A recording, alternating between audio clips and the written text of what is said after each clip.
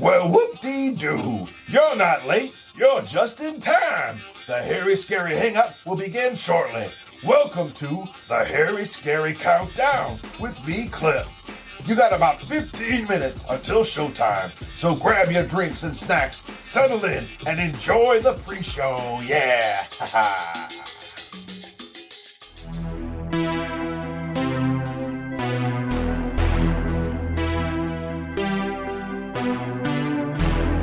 All right, hanging out at Cinema Wasteland, and I found another talented person, a director, producer, actor, and well, why don't you introduce yourself?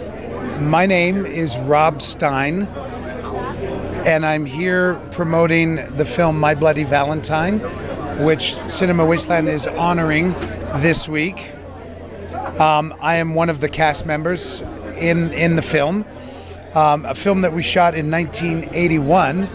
38 years ago. Wow. But it seems to have it's become a cult favorite. Mm-hmm. And it's such an honor to just be here with my fellow cast members, regaling how wonderful an experience it was to make this film so many years ago, and it's just mind-blowing that there's so many fans worldwide that are in love with this movie. It was my second film that I had ever done. I was only 21 or 2 when I did it, and it's just such a thrill to be here. That's awesome, and it's a thrill to have you here. And so you were in such an iconic movie, and many people were terrified by this movie. But now I want to ask you, what scares or terrifies you? What are you afraid of? On a personal? Whatever you want to share. You can tell me as little or as much as you like. What scares me is passing through this life without having made a difference to somebody's life. I want to make a difference. That's a really... Either through my art or through touching somebody's heart in a way that they will always have I remember this guy. Aww. And he told me a story, and that to me scares me. I don't need to be famous. I don't need to be remembered.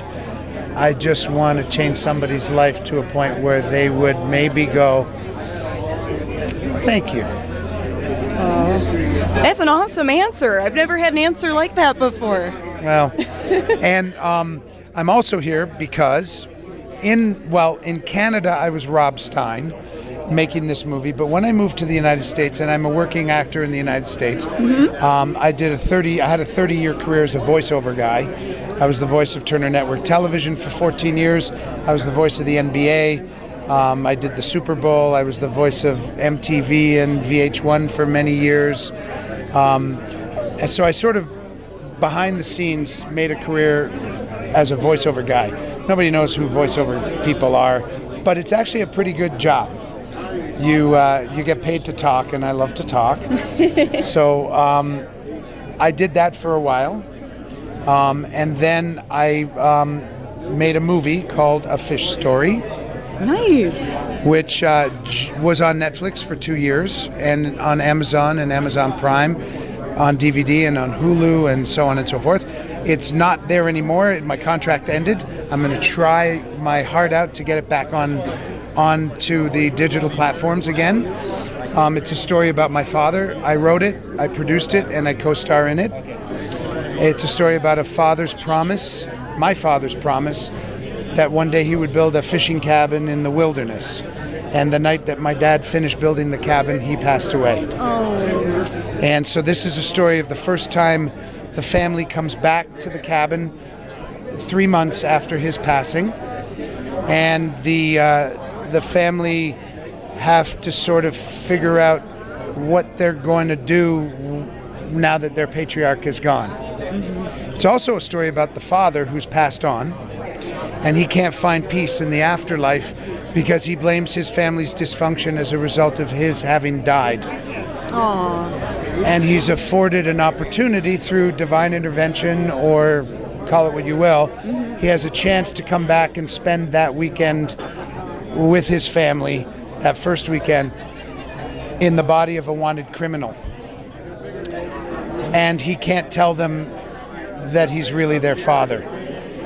And he has to teach them about life, and getting on with their lives is about letting go. And he, in turn, learns that he has to let go of them in order to find peace in the afterlife. Wow.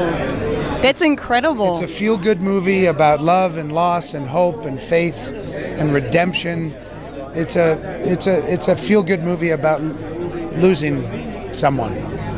Yeah, and I'm sure a film like that has inspired many people and maybe have made a difference if they're grieving or going through some rough times. God, I hope so. So I hope so. And I would like Mummy. to think it does. I hope so, Mummy. Thank you, Rob, for the interview. And where can the fans out there find you if they can't make it to the conventions? I'm on Facebook, Sam Roberts, which is my new name, because let me just say that I was Rob Stein until I joined the Screen Actors Guild, and there was already a Rob Stein, so I had to change my name.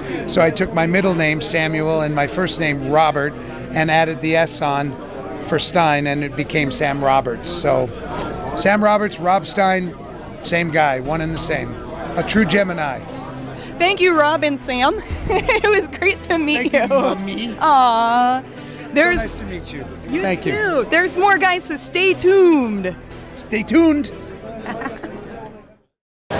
Hey everybody, welcome back. Grimm Gorri here at Akron Comic Con, and I'm standing here with the Catman, yes, from DC Comics. Ooh, how you doing, Cat? I'm doing all right, man. Okay, he's brave enough. Can you tell us a little bit about your character and things like that?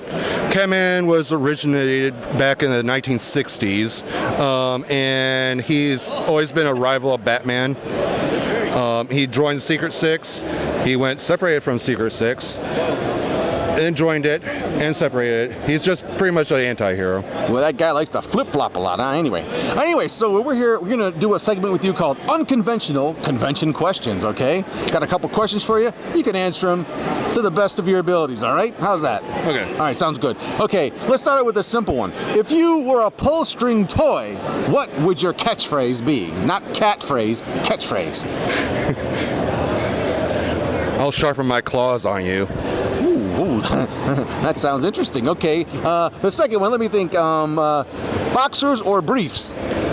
Boxers. Oh, see, that's an easy one, right?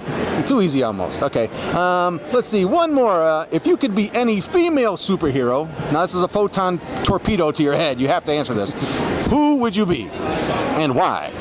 Wonder Woman. And it's pretty much because she's the most bad bleep character of all.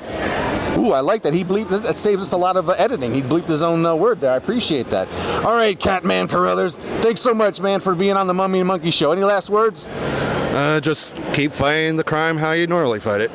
That's right. And we'll do that. And we're going to get back to our normally scheduled program. Ha ha ha.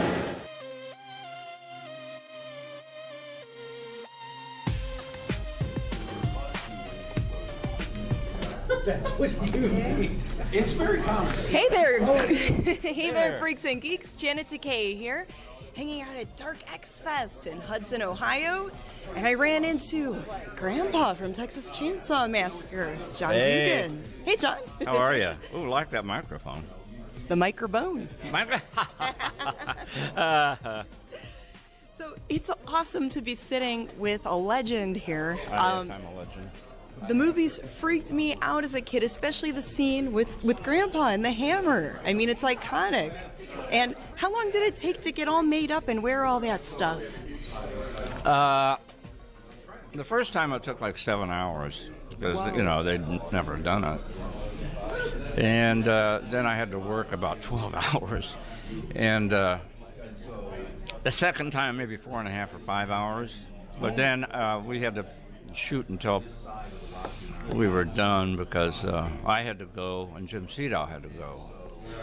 So that was a dinner party and finger sucking and hammer hitting, that marathon scene in the end there.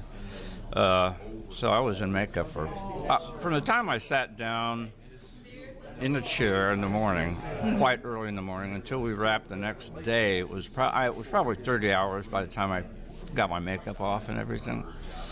It was awful. Wow.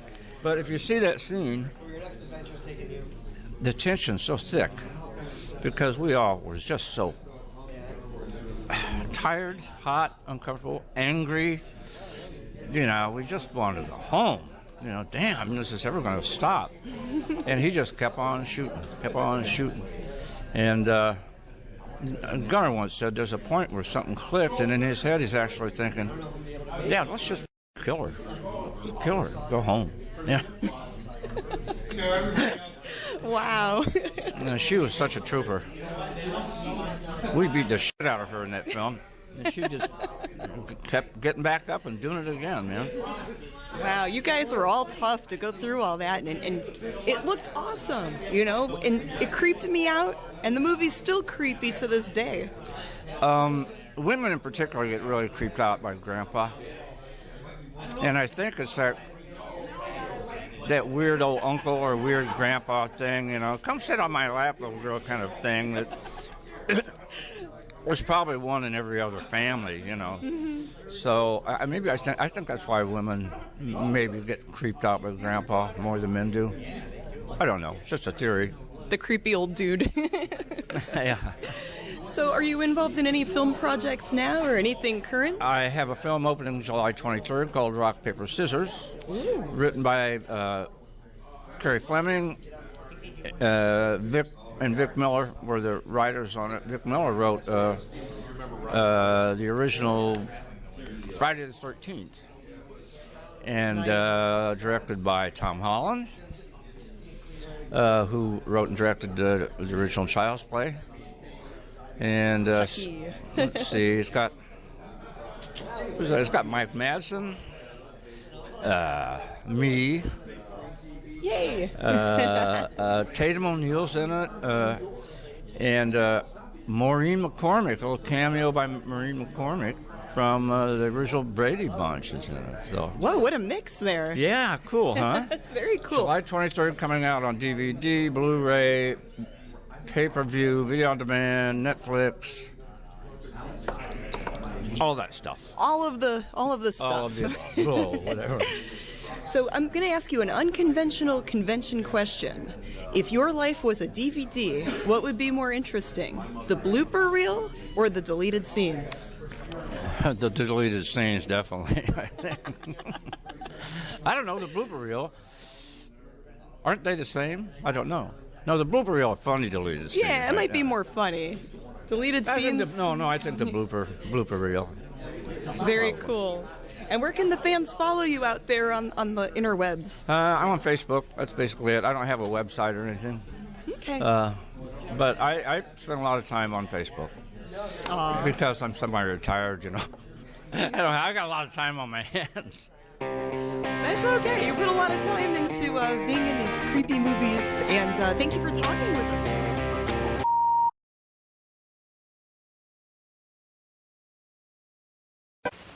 Sparkling soft drinks. Steaming hot coffee.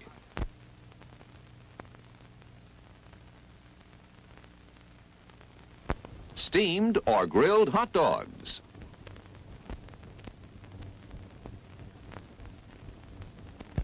Crispy hot fresh French fries. How about a pizza? None better anywhere. Well, that's a wrap for the countdown. Now, on with the show!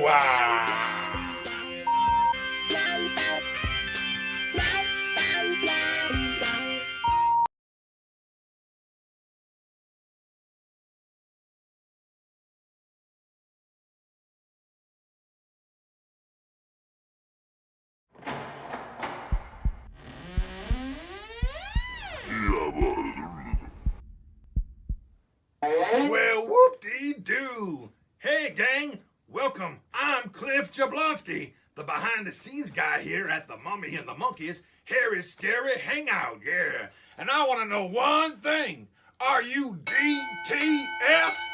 That's right, you know what I'm talking about. Are you down to Friday?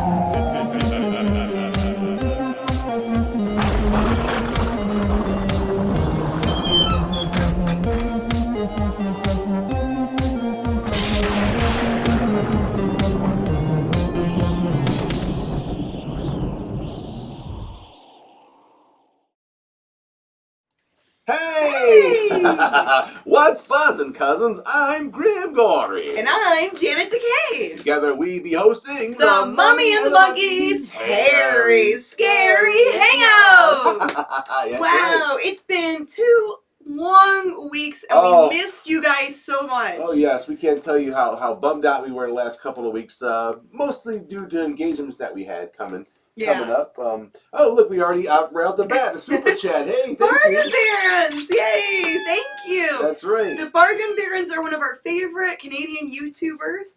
They have an amazing YouTube channel, so you guys check out the Bargain Barons if you like finding antiques and finding cool stuff. That's right. Check out their YouTube channel. You won't be disappointed. Yeah. So entertaining. Yes.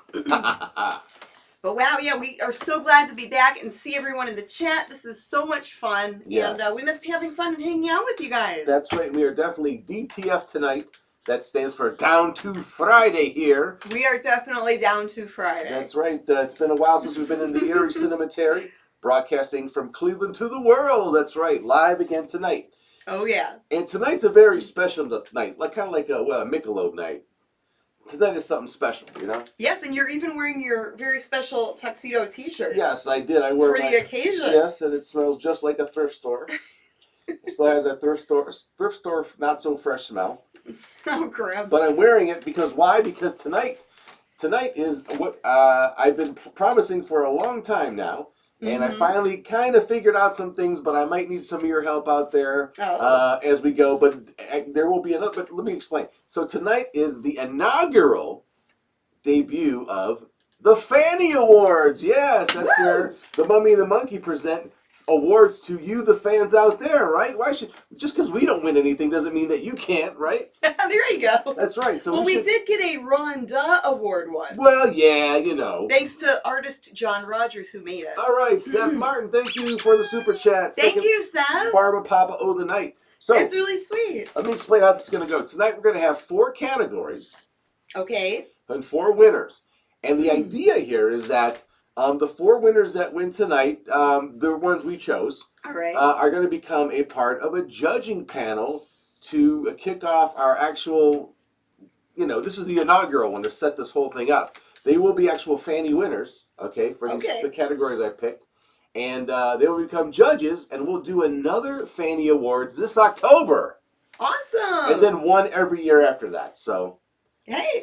I'm just trying to come up with an idea here. And then the winners get to choose the winners next time. Yes, the winners, we will work with the winners, the 4, and they will become judges, and they won't be able to win again, at least in the category that they were selected. But I think one Fanny's enough for anybody, right? So, but yeah, and we got a lot of fans out there, so, we don't want the same people to win all the time over and over, even though they could. But that's not the point. The point is to give everybody a fair shake. And of course, you want a Fanny to shake, right? Yes, hopefully everyone's Fanny gets a fair shake. That's right. And that's what we're about here. All about fair Fanny shaking here at the Harry Scary Hangout. Let me tell you. All right. So we want to say We hope Kirk feels better. Yes. He had some health concerns, so we hope he's doing better. And we also want to say happy birthday. Lois's birthday is tomorrow. Happy birthday. Let's sing Lois happy birthday. Happy birthday to you. Happy birthday to you. Happy birthday, dear Lois. Happy birthday to you. And many more. And J. Michael Harris says, kiss my fanny. He gave us a $5 super chat. What the? Well, thank you. Let me get that up here. There the we Bible go. Papa, he needs one too. All right. That's right. And So- we want to say, we met a lot of people at Cinema Wasteland a few weeks ago. We went to Cinema Wasteland a few We weeks met ago. Marty, we met Whoa. Grandpappy. Slow it down. Okay. Just right out of the can. I know you're excited to be back. Well, I'm trying to remember all the, Well, a few weekends ago, Yes, we a went few weeks to ago. Cinema Wasteland, right? Located there in Strongsville, Ohio. Mhm. It was a weekend. It was an amazing weekend. So many people came out to say hi to us, and not just us, but to walk the show and to find out- enjoy the show. Yes, but we got a lot of our fans came up. Some we've never met before, and some that we've had the pleasure of seeing every time we're there, which has been very, very, humbling and very cool. Yeah. But we had a great time. We actually hung out with some of the fans. Hung out for quite a while at our table, and it was a lot of fun. Yeah. And again, meeting someone for the first. And some of the people that we met were. Okay, so there was Paloma and Sergio. Oh, baby Paloma too. Baby Paloma. Ah. Yeah, there was Mart. There was Grandpappy. We got to meet Chad Noble Cordy for the first time. We got to meet Chad. In He's a person. big fan. We got to meet Tim and Brandon. Yes. Scott and Ray. And Jeff and James. So yeah, a lot of people. And now so the movie, we also need to say, Woo! there's so much going on with the show. I'm like, Bring where it do down. I? Calm down. We have no rush. It's been a while. We are our own sort of network. We get to do whatever we want. So you're just like all over the place. You have to wind down. So yes, we met some of the fans. Yes, we we have did. some footage we're going to show tonight. Some interviews with Grandpappy, Mhm. interviews with Scissors of the Fannies. I think this makes perfect sense. We interviewed a celebrity, but that interview is on YouTube. You got to interview. Get to interview Steve Hibbert from Pulp Fiction. That's he was right. the Gimp in Pulp Fiction. Played the- So that interview ran a little bit longer, so we decided to put that on YouTube as a separate piece. Yeah, we'll have it on the show, but you can Yes. check that on YouTube later. And then we also have an interview with Marty, Art from Mart. He'll be on Mhm. tonight. And we have some bumpers made from some of our fans too, though, some show ID things that they cut for us. And we had so many, we couldn't even use them all tonight. So Yeah, so there's going to be some footage you're going to see tonight Yeah. from Cinema Wasteland, and you're going to see some footage next week. that's right. Tonight's movie is called Oh. Man Eaters Are Loose. It's Great. from 1978. It's one of those really crappy made-for-TV films. Quite possibly the worst movie. I think even worse than, what was that, the Fire Barrier. The Flame Barrier? Flame Barrier, Oh, that yeah. was a good bad movie. But That- this one's has killer tigers in it. This one is just, it's, okay, so this movie suffers from the same thing, and no offense, because I love Godzilla, but all the Godzilla movies ever made suffer from. I mean, basically the Godzilla movies are a giant monster just tearing up the town, right? Pretty much. For an hour and a half, you really can't get away with that. Yeah. So what they do is they pad it with a bunch of, people and their issues and dramas and everything else and the monster just sort of like, kind of pops in and out, and he's like the thing that brings everybody together, I guess. But meanwhile, there's all this drama. Well, this same type. Well, you'll see it. This soon. movie's Yeah. the same thing. Forest fires, adult magazine rings, You'll see it. infidelity. It's just like You'll see it in a little while. and the tigers are just kind of killing people every now and then. It's weird. Okay, so for the prize, we Yes. have a wonderful Oh. prize giveaway, and we want to thank Ghostbusters Cleveland, Yes. the fan club, and Fan Expo HQ. Yeah, we'll do stills on those later. Yeah. For these for this prize. One lucky winner at the end of the night is Take a going to deep breath. win. Take a deep breath. One lucky winner at the end of the night is going to win 2 passes to Fan Expo Cleveland for Friday. Only. It's for Friday only. That's right. So this is more of a local prize. You can email us, MummyAndMonkey@gmail.com. And you'll be put in the drawing if you put in the subject line Fan Expo passes. and I'm going to put all the names in my big plastic shiny mummy bucket. That's right. And there's already some names I put in there because I did post on our Facebook what the prize was going to be. Yes, and again, this was a wonderful gift that was bestowed to us by the Ghostbusters of Cleveland. They worked with the Fan Expo people and managed to get us 2 free passes for Friday's night only. Oh yes. For someone that can really wants to use them. So if you're local, Cleveland or the surrounding area, and can make it out Friday to use those passes, shoot us an email. We'll put you in the drawing for tonight's grand prize giveaway. There you go. It's going to be a night of winners tonight. So, we've got that out of the way. We talked about the movie. We so talked much about more to Cinema go. Wasteland. Trust me, you're going to There's so much show here. But we have our mini monsters, the macabre mirror, and then we need to roll right into the movie. You'll thank us later It's all right. for not taking our time getting to this movie. I've got Future Petunia here, the little zombie girl. She's one of our mini mascots, mini monster mascots. And I have Fartworth. We've got a lot of people that watch with their mini monsters. All right, so here we go. Oh, first before we go, super chat from Paul Buser. Oh my God! Look at that! Look at that! Wow! Thank you so much, Paul. Oh, shut up! All right. He's still going. All right, mini monsters, roar, roar, roar! Mini monsters, here they are. All right, shout out to Miss Emily, Miss Noel, Will Trayvon, Yo, Araya. Hi, Araya. Hey there, minis. We've got Xander, Willow, and Morgan. Woo-hoo. We've got Julius and Adrian. Oh. And we can't forget Sienna and Dominic. Of course. And then we've got Dario. Hey. And Hannah Banana. Hey, Hannah. And Penny and Atticus. And then there's always Little Con. Oh, yeah. There's Miss Violet. Hi, Violet. We've got Miss Cassandra, Carly, and Isabella. Whoa. Hey there, ghouls. Hey. We've got Mackenzie, Eva, and Adeline. All Hey right. there, minis. Hey. We've got Gabriel, Taylor, and Matt. Woohoo. And then we've got Charlotte. And then we can't forget Mia, a.k.a. Scoobs. Oh, no. We've got Pina and Adam. And then we've got the 4 sisters, Ariana, Katana, Stephanie, and Nevaeh. Yeah. And then, last but not least, we've got Baby Joe, Lucy, and Dimitri. Wow. That's a lot of name calling there. So many minis. All right, slide down my leg. Get out of here. Woo! Whoa! All right, Tunio, I'm going to have you sit down over there. Now for the adults. All right, now. All right, Magic Macabre Mirror. Woo! Magic Macabre Mirror. Tell me, who be here? Who be here, Janet? Neil, Grandpappy, Keith, Ellen, Greg, William, Stephen, Brian, Science Bro, Tom, Bargain Baron, Hello. J. Michael Harris, Ellen Bloom, Audrey, Karen Berry, Mark Geary, $10 super chat. Thank you. Lois, Dashcam, John Biggins, Virtual Vicky, John Lincoln, Joel, Jeffrey, Maureen, John, Mofei Chen, Gary, Woo. Juliet, Who else do you see? Connie Cleary, Patrick Lord. Oh my gosh, 160 of you. This is awesome. Dane, JB, Kirk, and Toy Painter. Yes. And can't forget Bill. There's Bill, and then Tracy. There's always a Bill. And then there's Daryl and his other brother, Daryl. Oh, of course, yeah. So we got a jam-packed show. We have and little Bob Ferguson. We can't forget about him. You can't forget about little Bob Ferguson.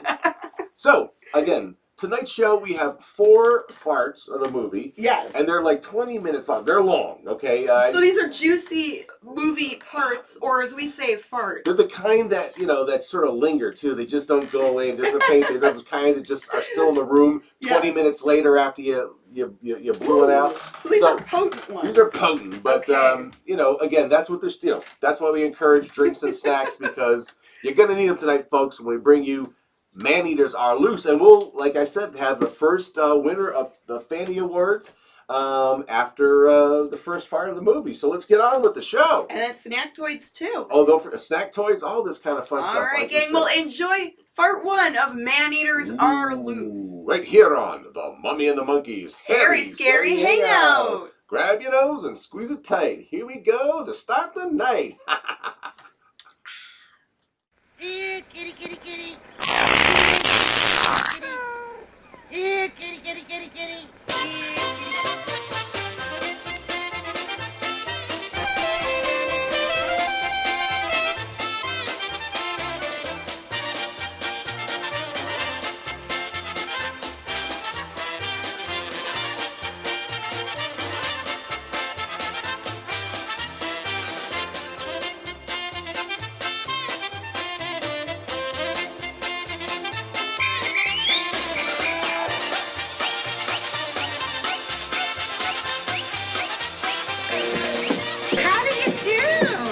tell you about that cat?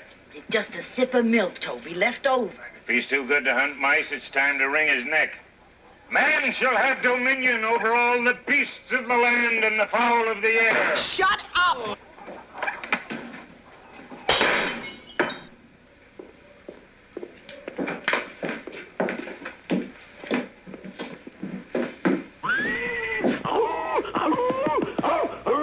Now the weather's changing. Penny, you'll get pneumonia, your body all exposed. Less clothes you wear, the bigger tips you get. Hubba. Big girl. I thought you were going to ask her for a board and room. Or do you want me to?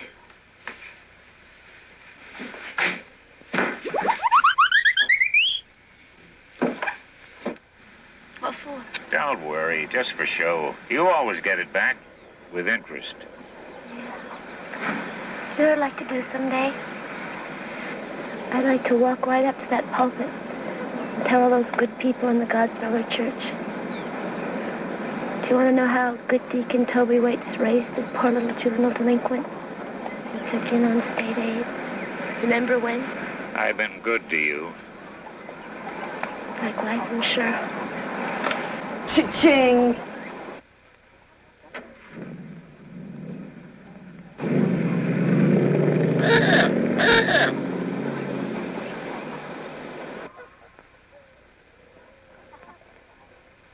I'm just telling you that we've got to be careful. Tommy boy, when my firm designs a building, there's enough in it to pay everyone. And enough left over for a couple of old fraternity brothers, huh? By the way, old fraternity brother, don't forget our chess game. Look who's talking about careful. You know, if May ever catches on to your little chess game, I'm going to wind up with egg on my face while you're off with some little... Who is it this time? A little cocktail waitress? Don't worry about May. She's convinced she's turned me into a clean-cut celibate over the years. She's put me in escrow. I have the folder right here. All right.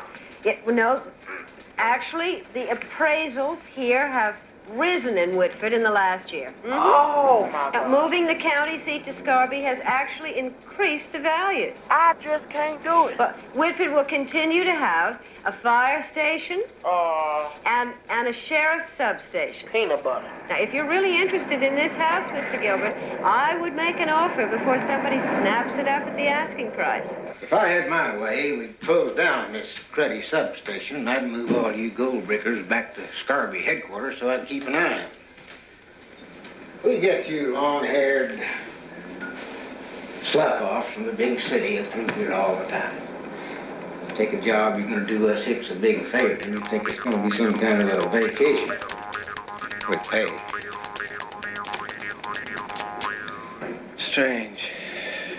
When I was recruited for this job before the last election, Sheriff Rondell billed me as an outstanding investigator who would bring professionalism to the department. Sheriff Rondell runs for office. I run the department. I do my job, Hale. Mr. Hale, under sheriff of this county. As long as you last in this job, Gosford, I want a daily report of your activities or inactivity and of your progress or lack of it. And another thing, any news whatsoever coming out of this department is to be released by my office only, and not to that cigar-chewing ex-drunk out there. Okay. Jim Taggart the Pulitzer Prize winner, Mr. Hale. Well, I didn't give it to him. I don't give prizes, Gosford. I give orders. And from now on, every case you're on is to be considered strictly confidential till I say different. You got that? No. All right. I really enjoy the new office building over at Scarby. But I guess you have to stay here and take the heat like this, won't you, Gosford? Depends on how hot it gets. Or you'll take it. Guys like you always take the heat.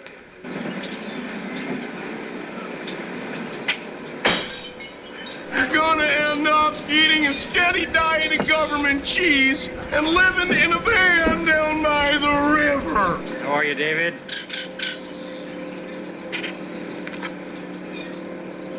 Good to see you, big man. You're looking good. Thank you. Yeah, nice dog, nice houseboat.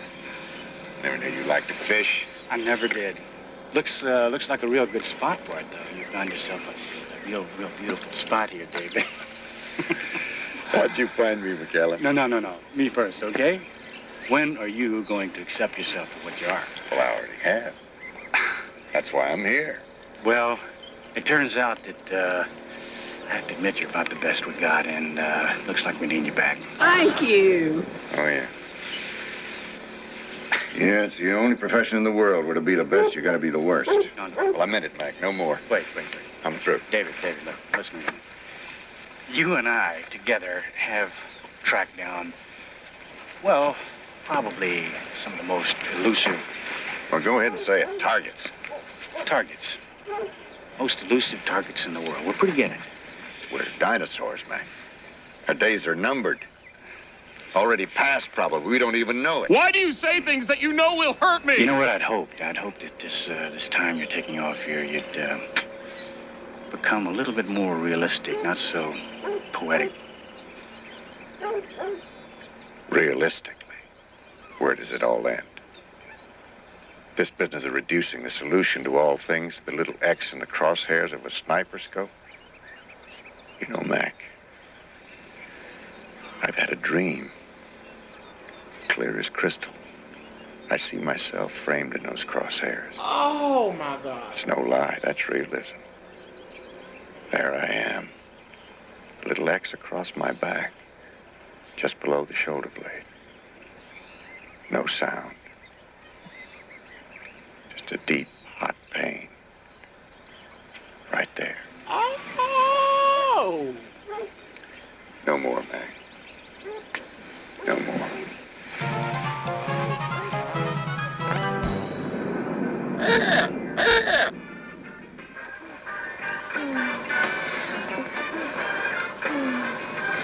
Tom, aren't we ever going to stop? I'm tired of driving. Don't leave teeth marks on me. One night I'll mark you good, then what? Then I'll have to explain how I was attacked by this wild animal. Well, if you don't stop pretty soon, I won't be alive. I'm just playing it safe. Watch out! Hey! That crazy fool. I'll break his drunken neck. Hey. Terrific. Now, how's that going to look, huh?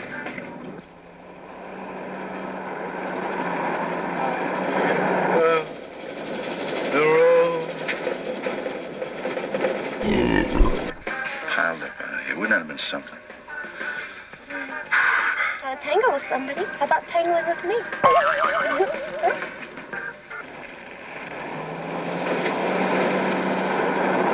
Take care of my babies.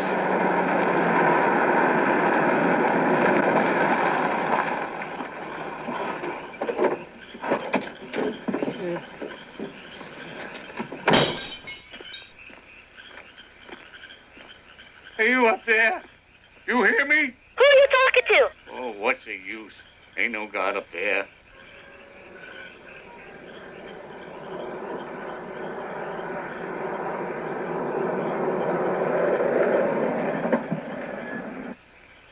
They're all yours now. You'll take care of them.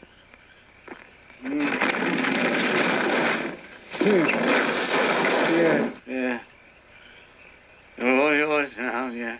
Mwah, mwah, mwah, mwah, mwah, mwah, mwah, mwah, mwah, mwah, mwah, mwah. What would you do if you went home one night and your wife had some candles on the table and some wine, and she wanted some romancing from you? No chance. No? May only makes love in months with a Z in them. Good. Mohan. Yeah, he's the dumb one. Yeah. You gotta take care of him. He's a good boy. And Ronnie, oh God, she's gonna have her babies tomorrow, the next day.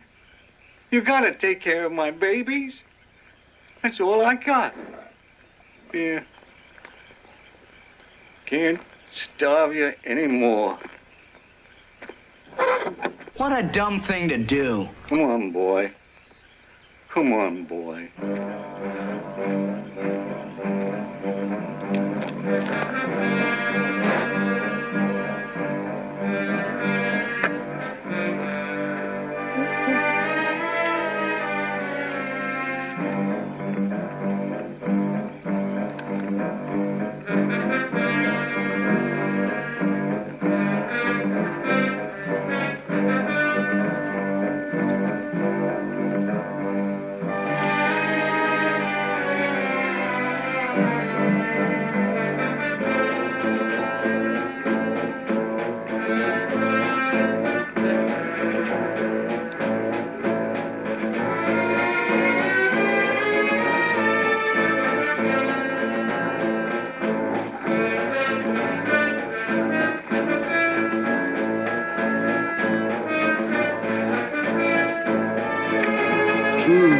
likes girls.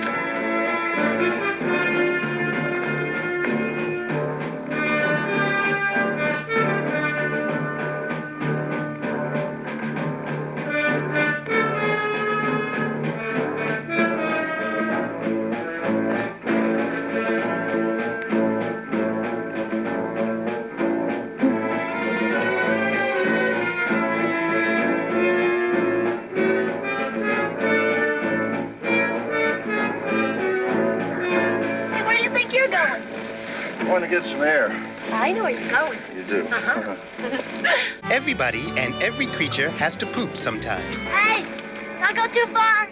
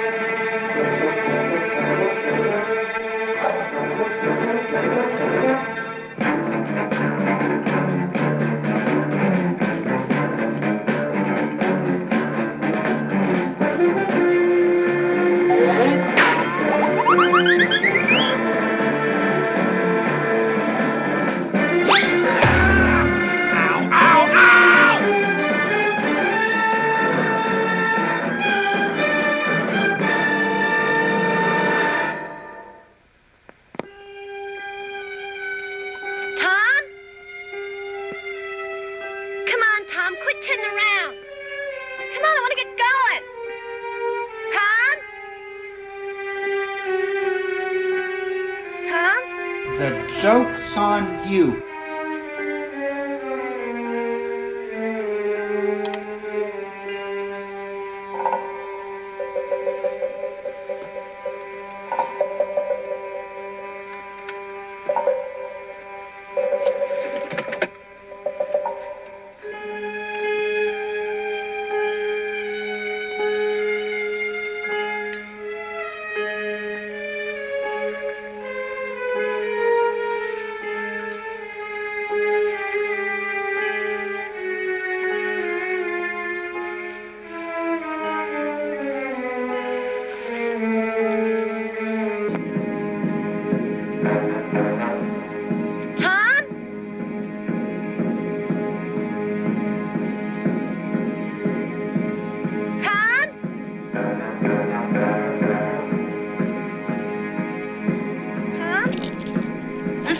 Best thing I have ever put in my mouth.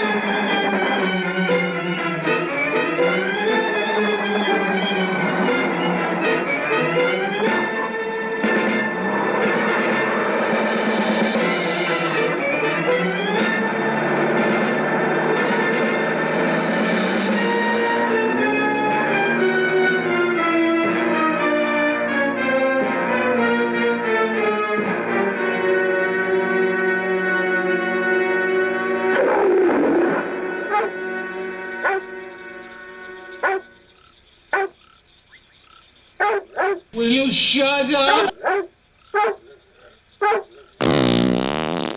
My God. I never thought I'd hear that sound again. Tigers. 2 of them. Thank you, Mr. Know-It-All.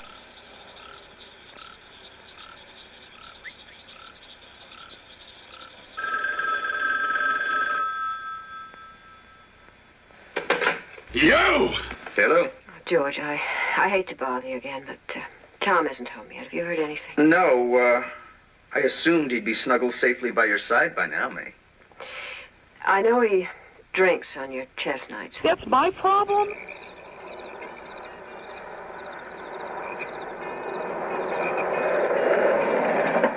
Are you sure he didn't have one too many? May, he sipped one highball all evening. Do you want an affidavit? I'm sorry I asked. I'm just concerned, that's all. Look, don't worry. Tom can take care of himself. Maybe he had car problems. Don't worry. The sheriff's department says no fog, no accidents. Relax.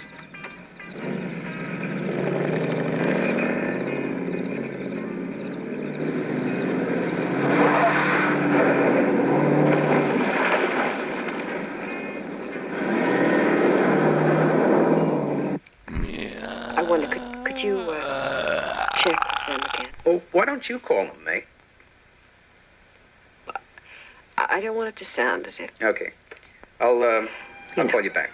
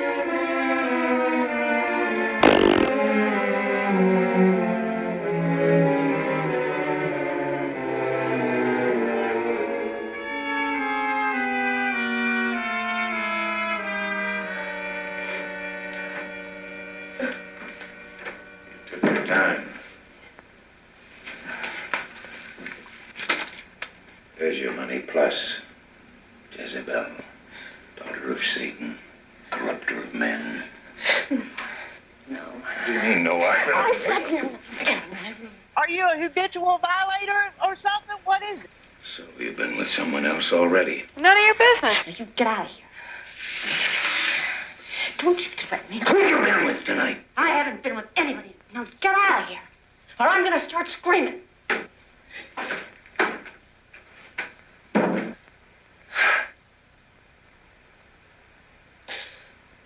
What's this world coming to, you know what I mean? Hey everybody, this is Handsome Danny. You're watching The Mummy and the Monkey.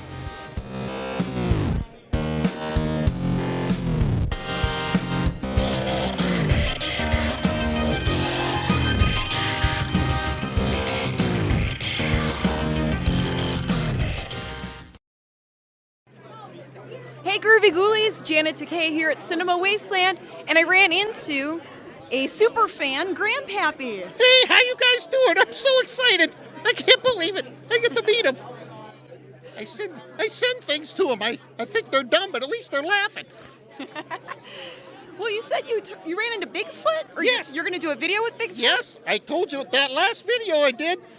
Bigfoot came up. He likes my granddaughter's cookies. So he starts eating them, and he's probably going to be back again. So next time he comes back, I'm going to try to do a video with Bigfoot in it. Oh, nice. But, you know, out in the woods where I live, we got a lot of zombies and monsters out there. So that's why I carry El Sniffo with me. I got him tonight.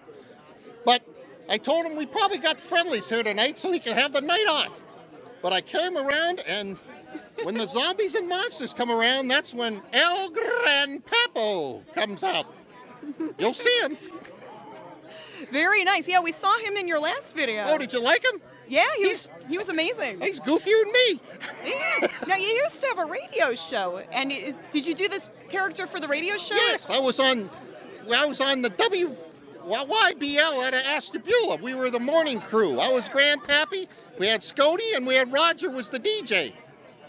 Awesome. So you love to ham it up, whether it's on the radio or here on video here at Cinema Wasteland. Oh, yeah. Well, I don't have to ham it up too bad. I've kind of toned it down. All right. Well, thanks, Grandpappy. Thanks for stopping by. Well, thank you. I love you guys. And we love Grandpappy. I know. I'll see you. Bye. All right, yay! Welcome back, one and all, to the Mummy and the Monkey's Hairy Scary Hangout. And unfortunately, you are watching tonight's mad movie, Man-Eaters Are Loose. Yes, Man-Eaters Are Loose from 1978. And it's a made-for-TV movie, and it's actually really hard to find. And that's like the only copy we can find. Sorry, there's no 4K version. There's nothing even close to anything just this quality. It is what it is. Yeah, it's like a very muted color copy of it. I believe it was actually filmed, shot, played on a 16 millimeter or whatever, and then shot like on a video camera or something. It looks like it might have been. Yeah, it's really not a good transfer. So.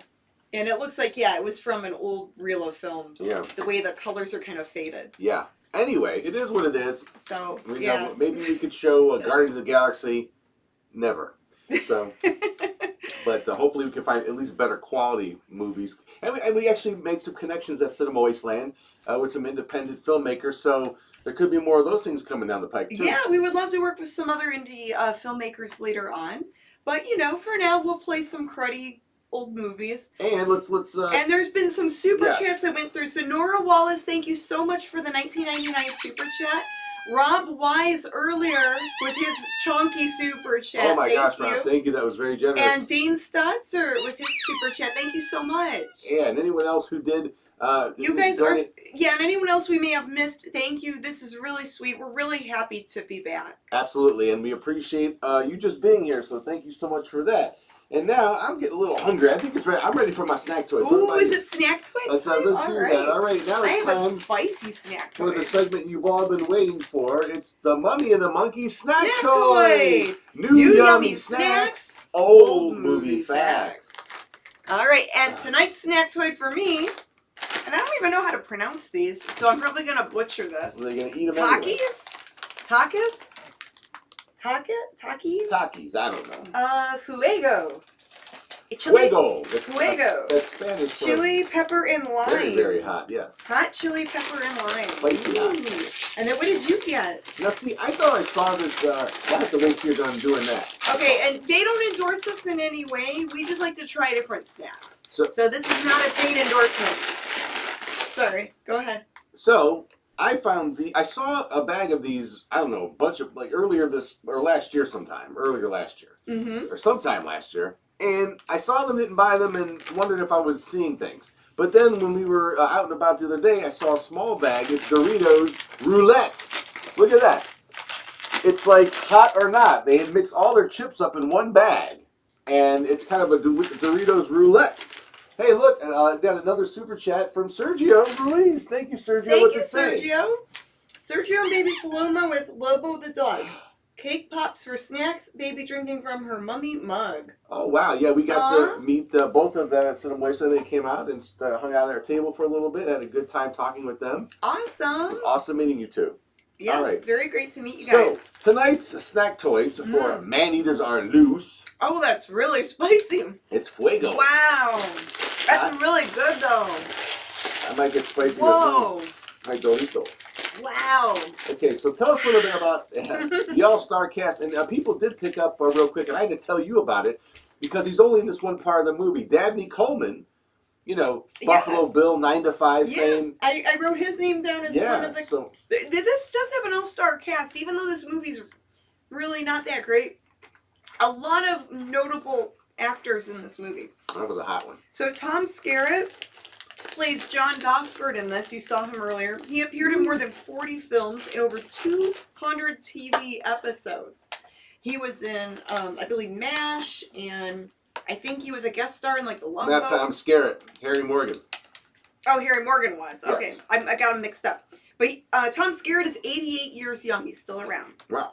So Steve Forrest plays David Burke. He's a TV and film actor. He was in Mommy Dearest. He was well known for being in the movie Mommy Dearest from 1981. Harry Morgan plays Toby Waits. He was in MASH. He was in Dragnet. And his career spanned over 6 decades. So, wow. He had a very full acting career. Him's did. Diana Muldaur she played Mae Purcell in this movie. She was in Star Trek Next Generation. She played Dr. Catherine Pulaski. Roman Polanski. Oh, no. She was in season 2 of Star Trek The Next Generation. So, very cool. Dabney Coleman has a cameo. He was in Tootsie, You've Got Mail, Beverly Hillbillies, Buffalo Bill. The movie Beverly. The TV show Buffalo Bill. Yes. He was also in Boardwalk Empire. He played the Commodore. He played the Commodore in Boardwalk Empire. Great role. Jimmy's father. Yes. And that's an amazing show. We have to finish that up. We still got to get through season 4. The final season. Ooh, it is so hot. I know, my first one out of here was super hot. I'm not used to that. How are your Doritos? I got a mild one. But man, I couldn't even mess with those.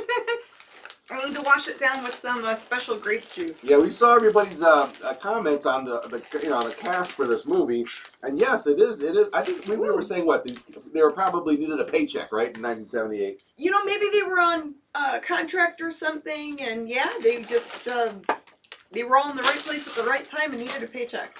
In the wrong movie. In the wrong movie. All right. So here's a perfect example of great cast.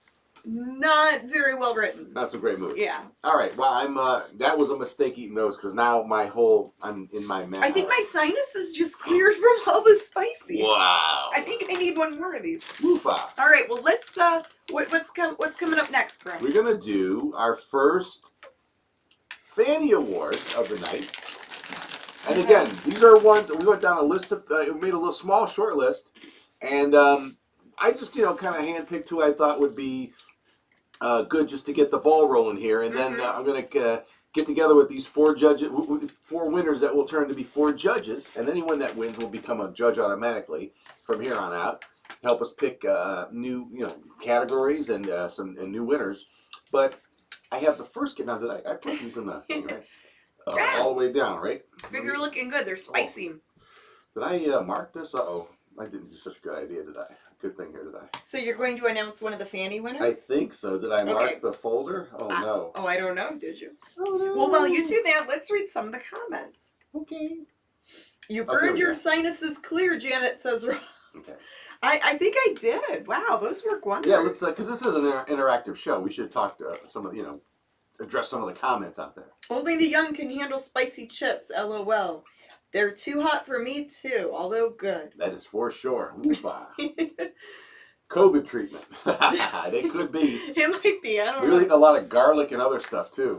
Trying the spicy food helps. Some natural stuff. Yeah, and salsa and stuff. You were guzzling that. Yeah, spicy salsa. Yeah, I'm not a big spicy guy either, and I think I'm gonna turn those Doritos over to you. Anyway, okay. Here we go. Our first Fanny Award winner of the night. Woohoo! The first award.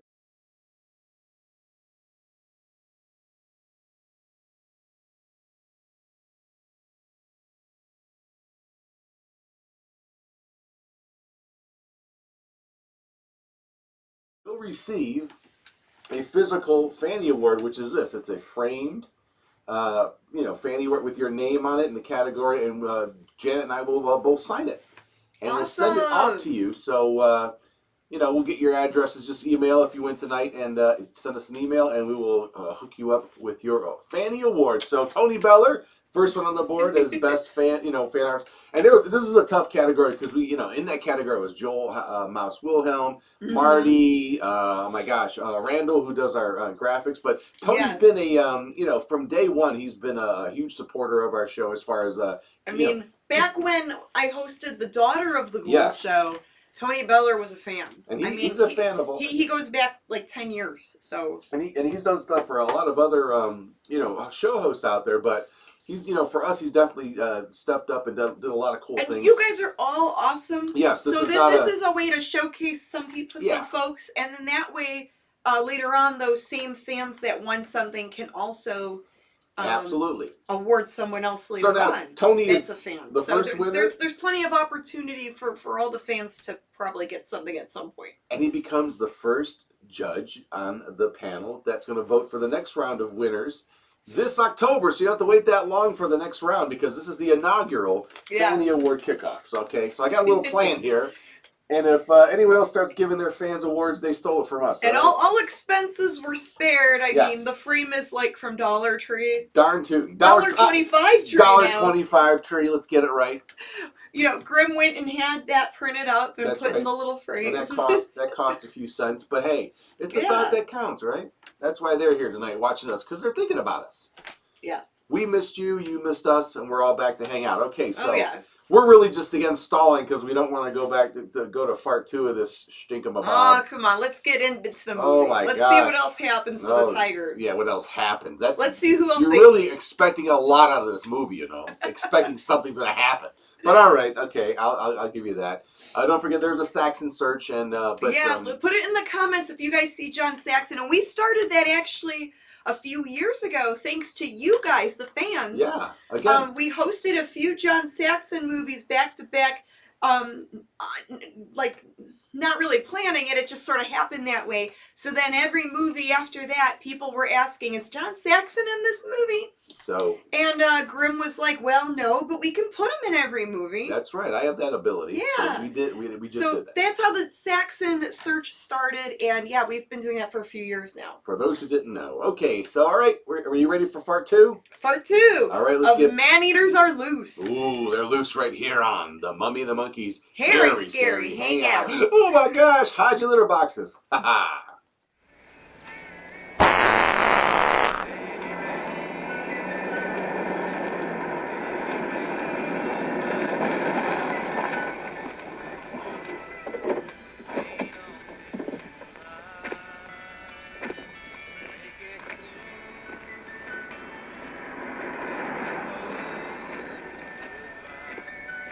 What the hell is it? Oh!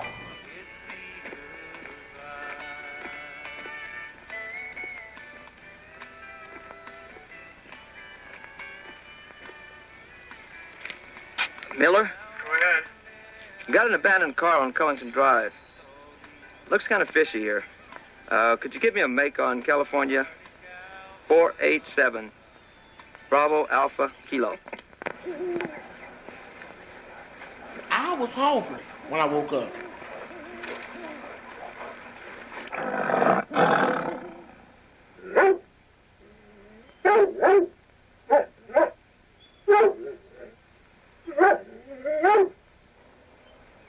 What the hell's going on out there? Hi, John. What up? You've been around, huh? No.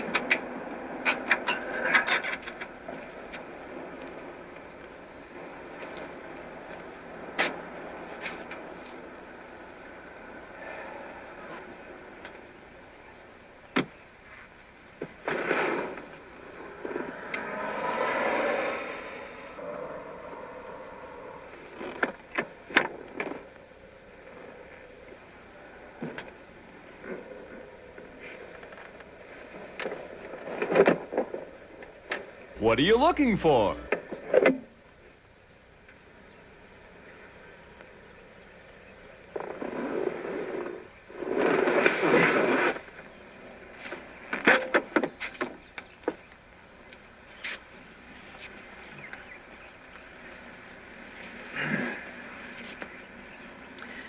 You know the county treasurer's wife, Mrs. Purcell? Yeah, just by sight. By sight, would you say this is her style? No, not Miss Prim and Proper. She's not the type that undresses in the back of a car, huh? No, I wouldn't guess that. You feel dirty, don't you? Well, it looks like you and Miller are right, Fred. Oh, really? Mr. Thomas Purcell has disappeared under very suspicious circumstances. Not unique, but suspicious. Ooh, how exciting. I got myself in the short end of a stick of a very touchy political problem. All I need.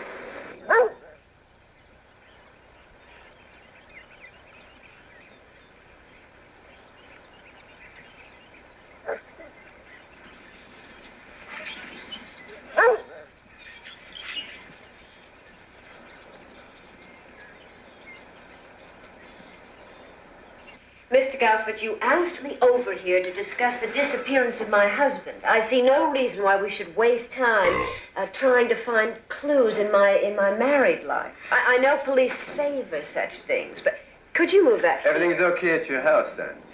Yes. Well, things might be okay at your house. Our home life is exemplary. Yeah, right. He left this George Lepard's home 11:15. Yes, that's what George said. You have reason not to believe him? None whatsoever. It's just that George is a bachelor.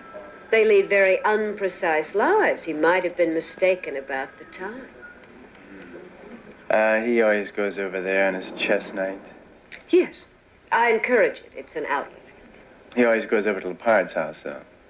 Yes? Never at your house. No. Why is that? I don't see what this has to do with anything. Well, usually chess buddies switch back and forth, unless, of course, there's some reason. Are you suggesting that there's some sort of a homosexual relationship going on? What? No, ma'am. That never crossed my mind.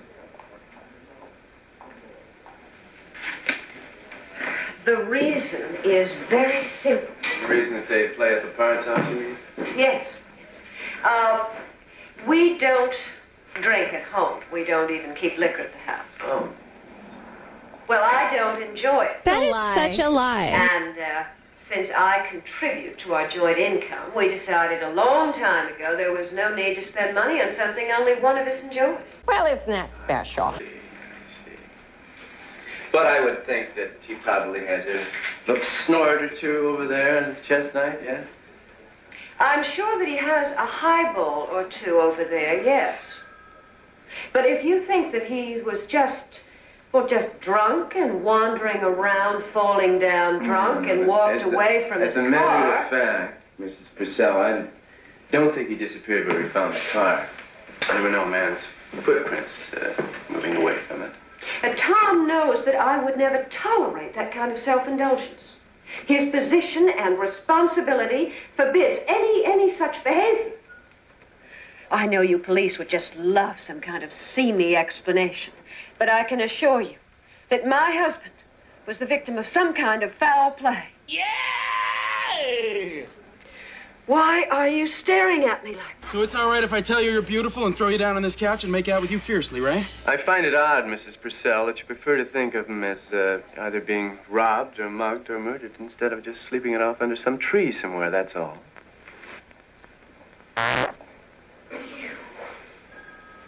Are out of line, Mr. Gosford.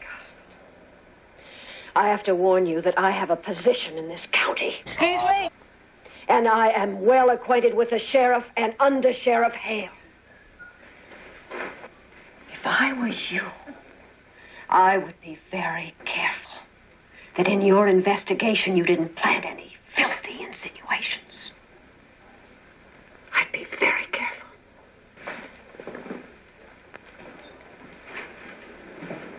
This is liquor.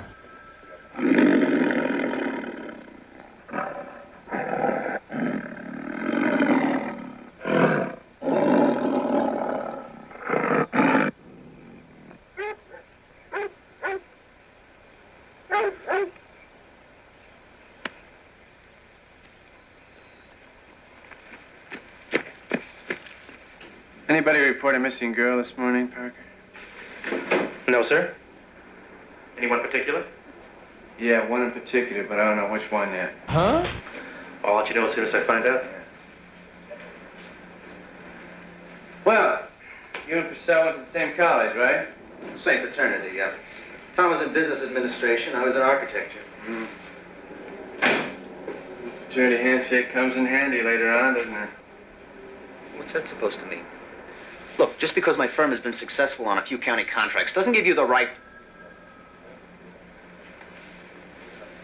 All I meant was you wouldn't be covering from an old fraternity brother, would you? I have never been accused of something so heinous! Mae Purcell runs a pretty taut ship, I hear. Mae's a fine woman, highly successful in her own right, you know. No, but I mean she goes to bed with her coat on. I wouldn't know about that. Who's your friend playing around with on the sly? Tom? Yeah, Tom. He was with a girl last night, as a matter of fact. Tom was with me last night. He was with you until 11:15. the part. After that, he was with some girl. Her fingerprints are all over the car. Her black hose were in the back seat of the same car. Look, I'd help him. I am not the custodian of public morals, Lepard. If you're trying to cover up for your buddy, you'll make it a lot tougher to find him. You understand that? Look, Tom had a woman on the side. He certainly never mentioned it to me. I have to go. I have a client meeting. Yeah, well, whether it's a long-standing diversion or just a little one-night fling, I'm sure she's a local girl. Oh? Yeah, and this is a small place, Lepard. When we find her, I think she's going to have a lot of things to tell us, right? No way.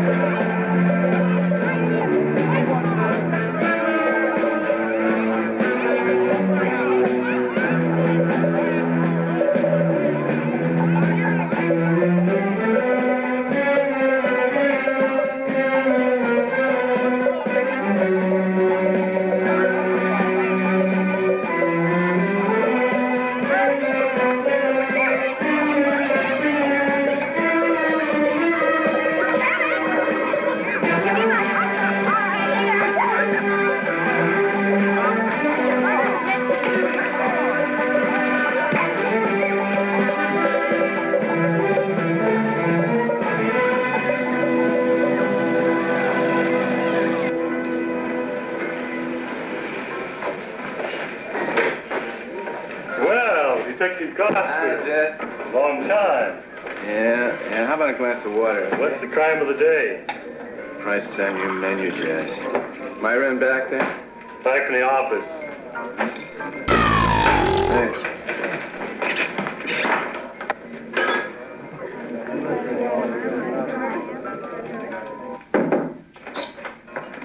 Hi, Myra. John Gosford. What a pleasant surprise. Thank you. It's good to see you. You don't look comfortable, John. That's bad. Tom Purcell, does he come in here often? Sure. Tom Purcell comes in here once in a while for lunch. Business friends from his office. He's a tuna salad and vodka martini. They think the fish covers the booze. Works just the opposite, you know. His wife, he doesn't bring her in here, does he? May Purcell doesn't care very much for me, I'm afraid. I'm really not her type. Yeah, I can see why.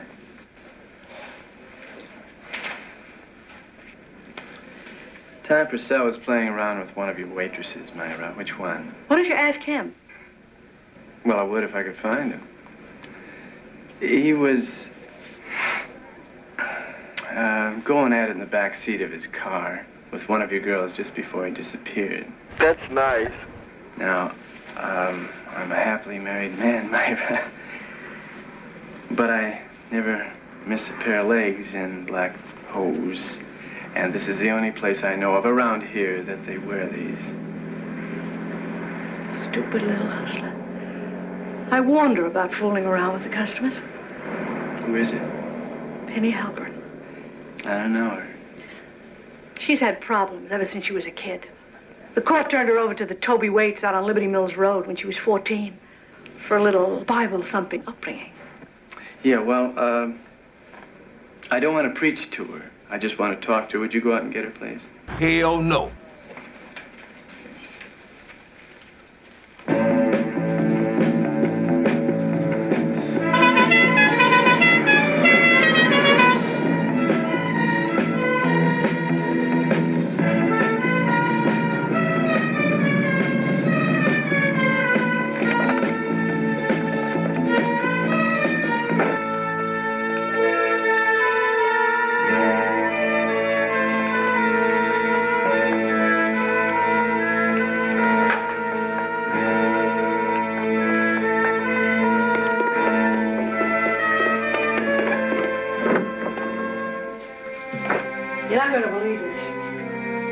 pocketed her tips and took off. She told Jess she had a headache. But I was kind of worried about that. Well, it's a day for headaches, isn't it? Yeah. Wah wah wee wah!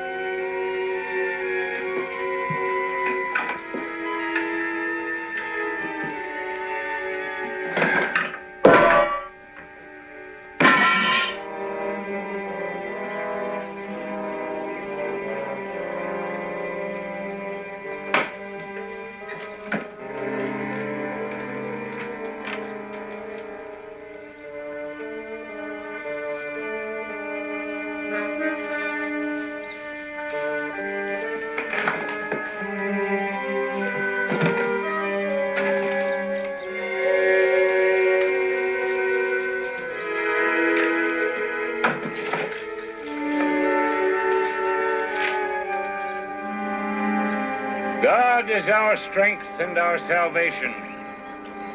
May the good Lord look down on our sister Jarvis and bless her with his goodness and his mercy. Amen. Bless you. Bless you, Lord. Toby, that teacher.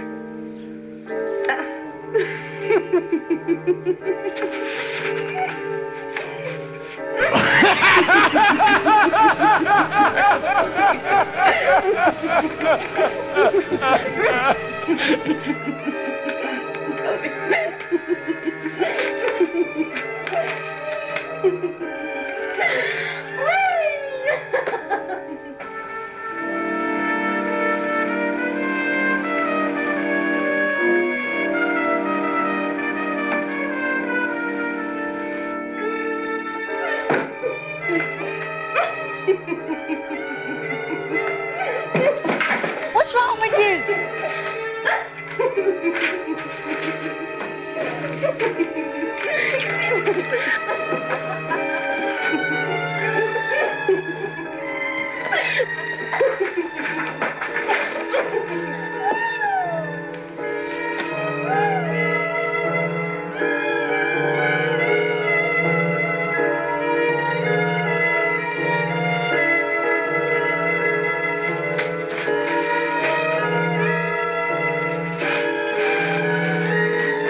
Hey!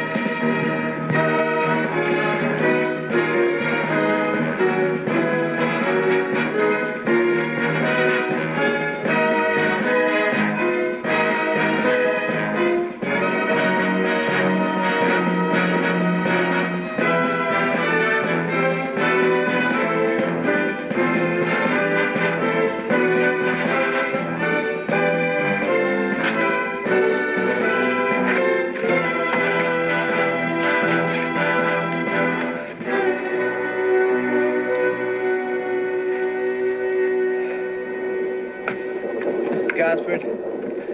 Go ahead. Get on an APB on Penny Halpern, 2154, light hair.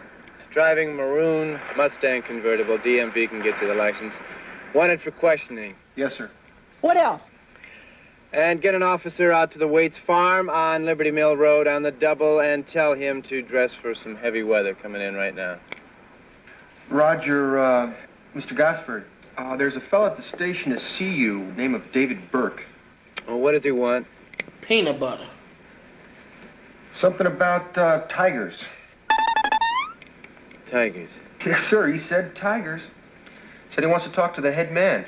Well, you tell him you're the head man. I'm no longer there at the moment. Just get the officer out here in a hurry, please. Tigers? Tigers. Hey, lucky you. You're watching The Mummy and the Monkey. Oh, and I'm Steve Hibbert from Played the Game.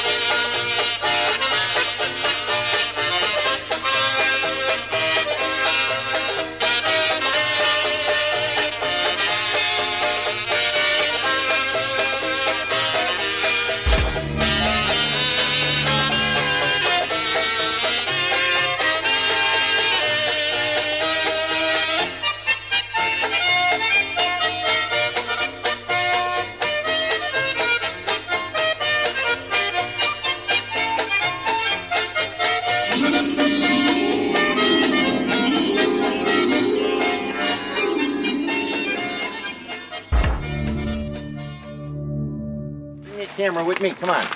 You're about to see some real you ain't never seen before. Let me tell you there, Jack.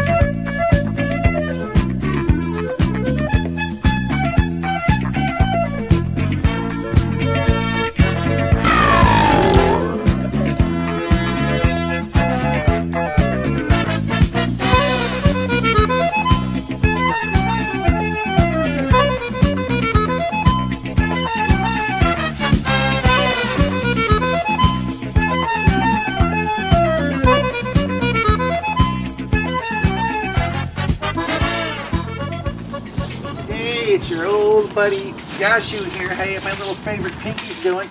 I got little yum-yums for you. Yeah, it's feeding time. There we go. Hey, people know me as Yashu Exotic. Welcome to Yashu Exotic's Flamingo Farm here in beautiful Parma, Ohio. You ever held a flamingo? You should. They're great. Here, say hi to the camera, girl. Yeah, look at that. So tell us a little bit about how you started raising these flamingos. Yeah, I've been raising these little guys and girls for quite a while now, ever since I was a little pierogi, yeah. Yeah, I grew up in Parma, Ohio, and boy, there was nothing like seeing all those plastic flamingos strewn across everyone's lawn, and I said, you know what? I got to do that. That's something I need to do. I need to rescue those things and put them in my backyard one day. You know what? That's exactly what Yashu Exotic did.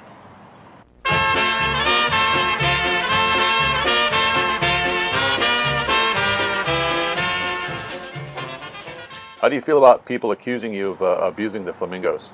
Let's get one thing straight, okay? I've taken care of many animals in my career, okay? Many.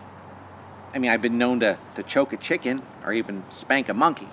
But I never, ever, ever harmed one plastic hair on any of my flamingos. And that's a fact. Yeah. Never.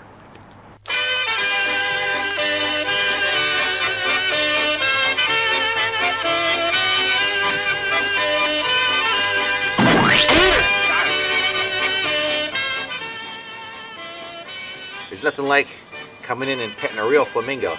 Makes people feel real powerful, real strong, you know? Especially with really strong specimens like these. We got the girls, we got the guys. Like I said, take it from Yashu Exotic. Everyone loves a flamingo.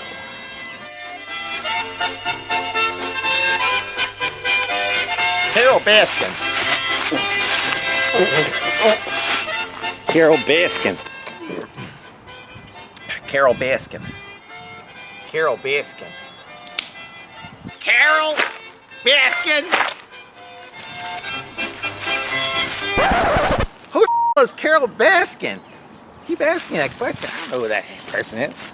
Are these birds dangerous? Have you ever been attacked by your flamingos? That's a funny question, actually. No, that never happened. I was never attacked by one of my flamingos. Nah, we love each other. We love each other like brother and sister. Yeah, brother and sister. Yeah, we love each other. Hey, what did somebody put sauerkraut juice on my boot? Hey, get off of there. What are you doing, girl? Hey. Does that answer your question? Yeah. That thing on? Hey, listen. If anybody tries to come down here and take my birds away from me, I'll have their kabasi hanging from my wall. That's right. Your kabasi, my wall. Come down here and get some if you want to. That's right. You don't play around with my birds. Those are my birds. That's it. That's all I got to say about that. That's all I got to say about that. Turn it off.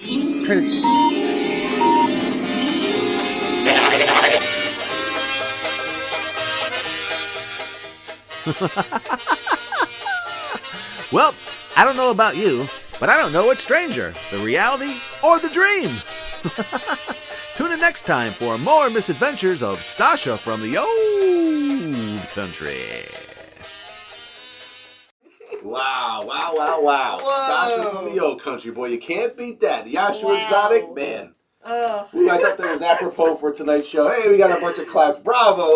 The masterpiece that is Yashu Exotic. Hey, you know, we made that a couple years ago, like when the pandemic, everyone was watching Tiger King. When Tiger King first came out, yeah. Inspired that sketch, and more Stasha sketches to come. We have more ideas in the works. Mm-hmm. Hopefully next week we'll have a brand new skit for her. Yes, we had some filming put on hold because we were on the mend. Yes, and hopefully this week we'll get to some things that we've had to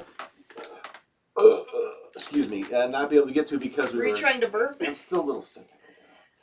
There you go. Anyway, so what's up next? All right, well, we have lots of mail to open. Yeah, mail time. You guys, during our break and during Easter time, sent us some stuff, so we're going to open some cards and packages. Okie dokie. All right, so here's one for you. Oh, no, this one is addressed to me. Okay, that would be for you to open.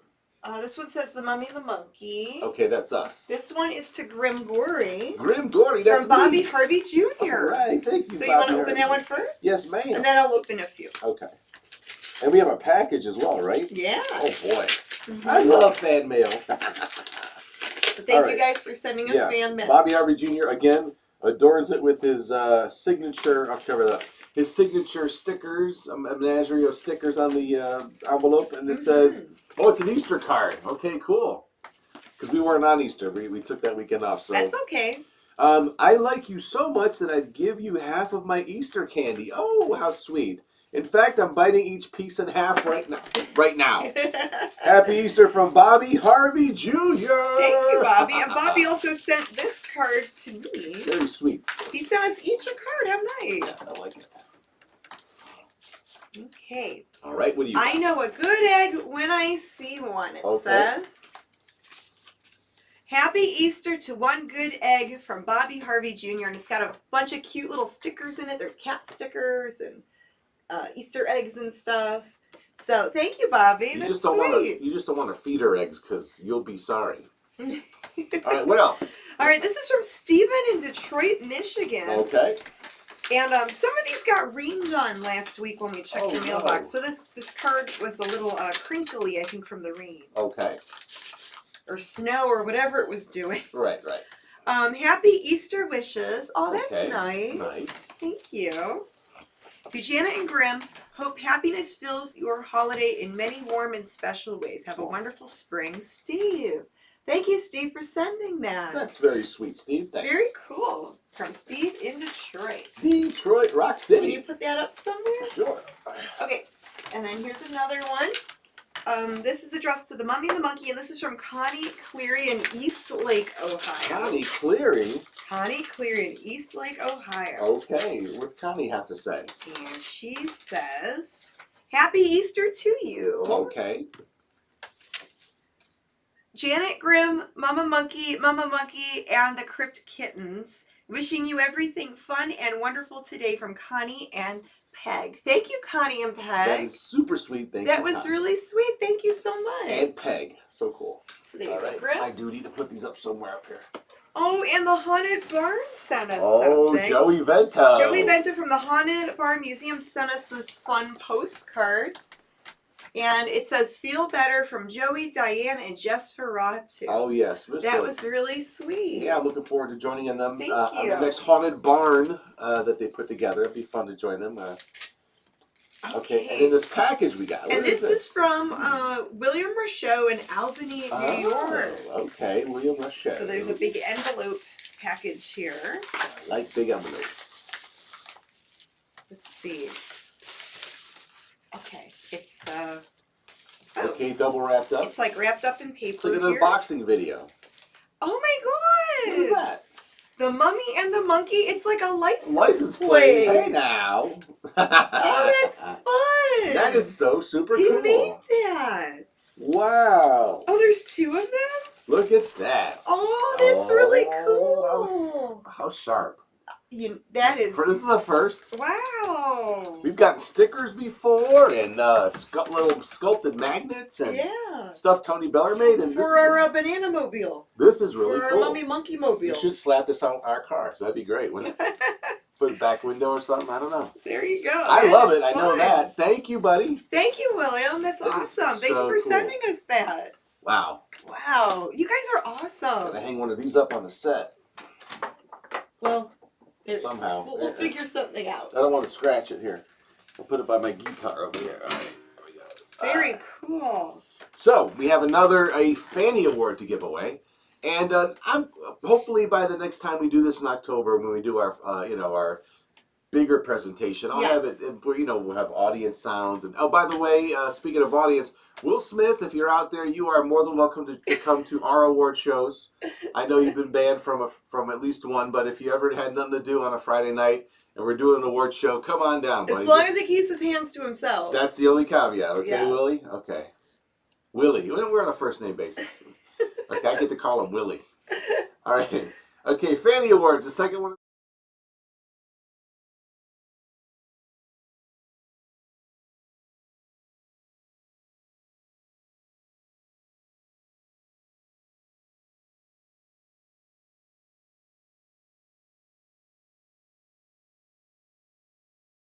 I didn't even think about that. Hey, the second Fanny Award goes to Bobby Harvey Jr. Sorry about that. Yeah, for the best fan contributor. And that just means someone who contributes to the show. Material-wise, you know what I mean? He sends us cards and, where's my banana? I don't know, Grim. You need to keep track of these things. My banana, but it's around here somewhere. But, it's just someone who's involved and really, adds to the show as far as, whatever, And he's also a moderator in the chat, and he's one of those that has been a fan, since back before we were the Mummy and the Monkey when we helped with Daughter of the Ghoul. That's right. And that's right. he was a fan of the Ghoul, and he's a fan of Son of Ghoul. He's just been a follower and fan of the horror hosts. Yeah, and I need to fix that problem. Maybe I should go in there and do it now right quick. You mind? Bear with me. Everybody run to the bathroom for a second. Here we go.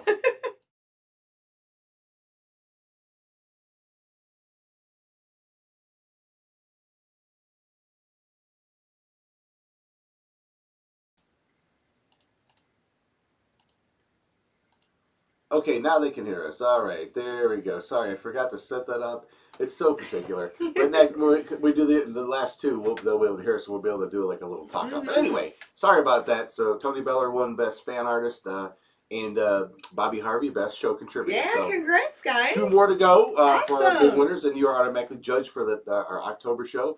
But anyway, let's get into Part 3 of Man Eaters Are Loose. We're like halfway through this turkey, all right? There's all these weird subplots. Let's see if they actually show the tigers again. Yeah, let's see if they're loose in it. All right, here we go. Part 3. Come on and get it. Ha ha. Tigers? That's what the man said. Well, you're always complaining. It's too quiet. Somebody must have heard you. Well, the whole county doesn't have to go crazy at once, does it? We got the county treasurer disappearing into thin air, and his girlfriend does the same vanishing act, right? Yeah. And we got a deacon from the Gospel Church decorating his front yard with pornographic literature. Some nut wants to talk to me about tigers. Met some of the people from that church. They're nice people. Yeah, well, I'm about to do those nice people a favor. Gee, mister, your work sounds exciting. I wish you could just shut your big yapper. You know, sometimes you're just a wise guy. That what's-his-name has got to be kidding about tigers, doesn't he?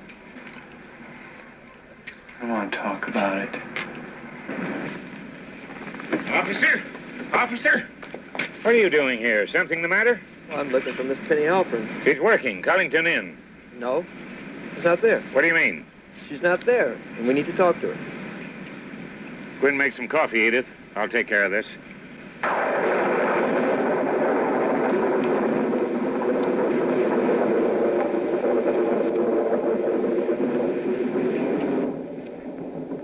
What a dump.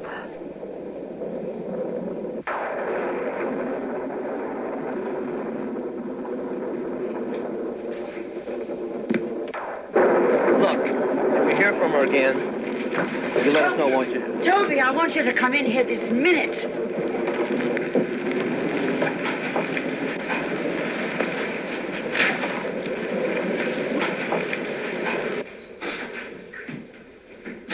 No!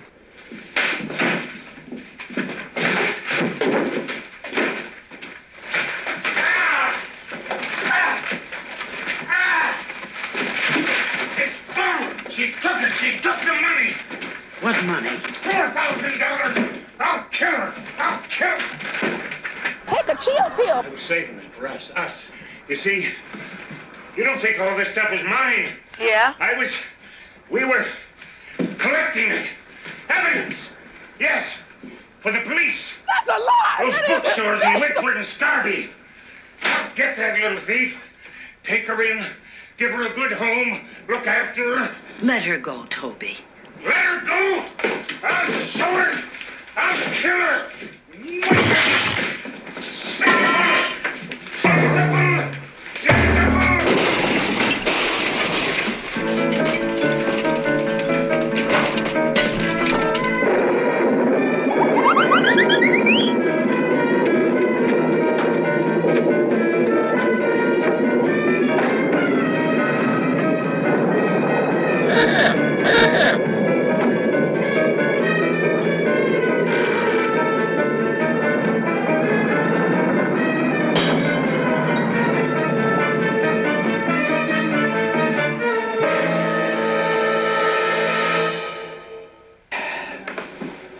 Okay, now this Burt guy wasn't kidding, was he? No, we came in talking about tigers. Left this note for you. He seemed like a crackpot? No, sir. He's the guy who rented the houseboat. Seen him a few times. Seems to keep to himself. Detective Gosford, I am going from here to the district office of the Forestry Service to warn them of a discovery I made this morning. You can contact me there or later at my place. See if you can reach Peter Street over there at the ranger station. Yeah. I have reason to believe that 2 tigers are on the loose near here. They are probably from a zoo or animal attraction, and I suggest you contact such establishments immediately. Quiet, numbskulls, I'm broadcasting. The animals would not be adapted to conditions in the forest area, but might respond to someone with whom they are familiar.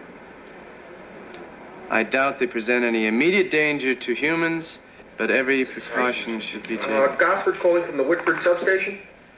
Hold a sec. You sure it was tigers you heard? No doubt about it. I waited till morning for a look. Sound is tricky from around here. I figured a half mile or so. Yo, this is so stupid. Yeah? Well, I found the pug marks. Tracks. Side of a kill. Doe and a fawn. Pretty much finished the doe. The fawn he killed just because it was alive. He may come back to finish it later, though. You an expert on tigers, Mr. Burke? No. Well, you could say that. I was brought up in India. My father was quite a well-known hunter. I did a bit of it myself some years ago. Not for sport. Tigers I shot were man-eaters. We talk and talk and talk, and we just like the sound of our own little voice. Well, it's not that I doubt your word, but I would like to see with my own eyes. Sooner the better. Right now, if you'd like. Baker 2, Baker 2. I'm in the middle of infotaining. Baker 2, Baker 2.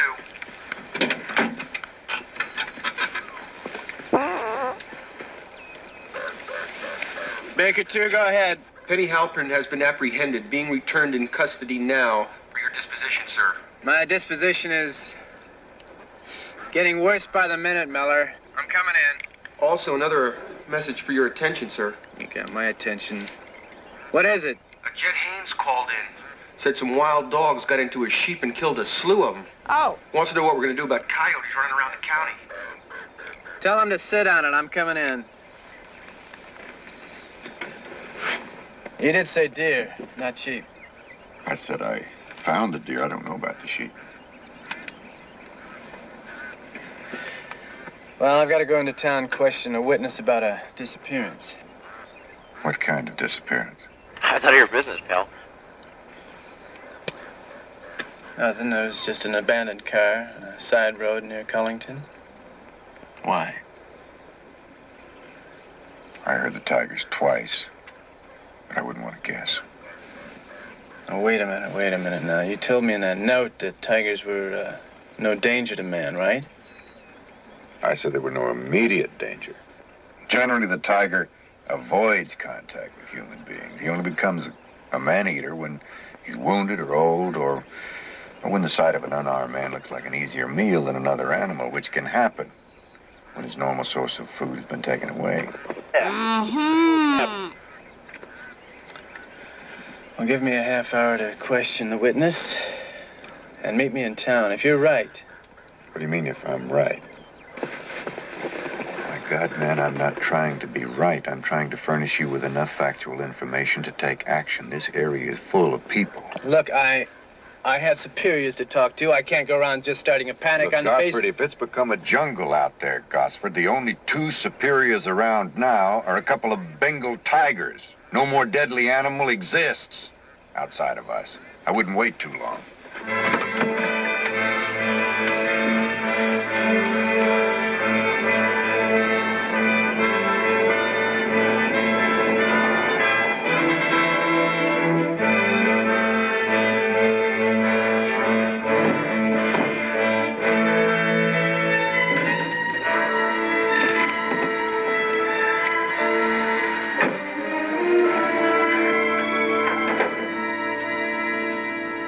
Hey there, just a minute.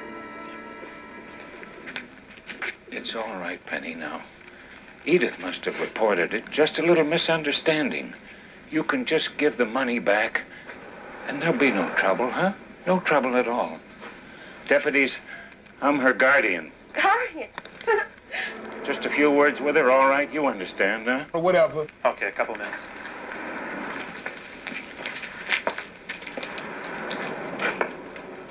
Now, look, Penny, we can work this out. No need to run off, huh? Sure. See? Now, here. Tell you what. You give me the envelope. Just give it back. And you can even keep part of the money, huh? That's fair enough. Huh? Don't touch me. Back off, Jack! You dirty, stinking animal. They didn't arrest me for stealing your stinking precious money. And I don't have your envelope. I threw it out the window with the rest of your stuff. They probably have. I hope they make you choke on it. Alma! Alma! Alma! Alma! I'm a very demure, calm woman.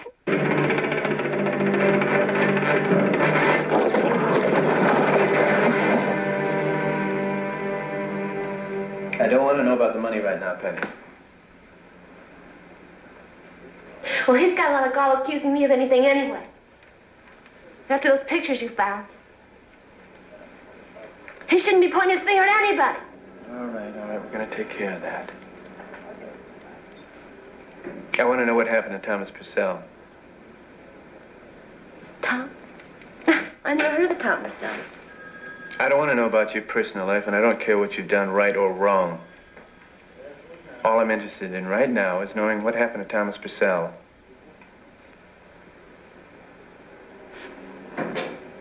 You were with him last night. And it's likely you were the last one to see him. We don't believe he disappeared where his car was found. I want the truth out of you. It's important that I know. Penny, there are some people's lives at stake. Okay, great. Do you mean that there really is? Is what? A wild animal out there?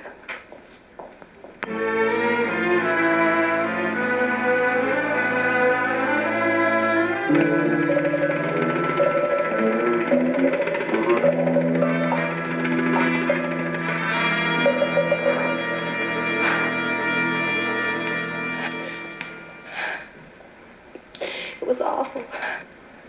But at first I thought he was just kidding, you know. And then I heard these awful growls.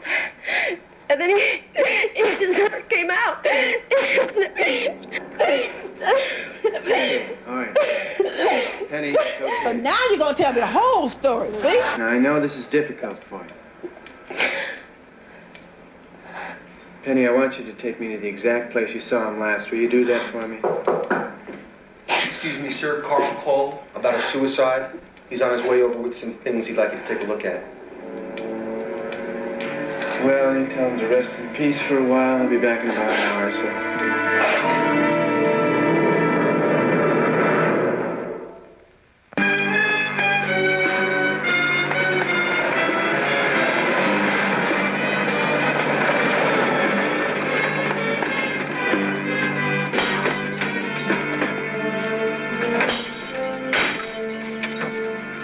This is where you parked, right? Yeah? Where did you see the man last? I don't know! Where did you see him? I saw him going in the woods down there. Here. Come on. Come. Hey, look, gonna need that gun, you think? What do you think's gonna happen to somebody in there? No, just show us where to go. Just calm down, will you, and show us where to go. Give us a direction. Come on. Where did it go? 100% man. Smell the testosterone up in here. Smell it.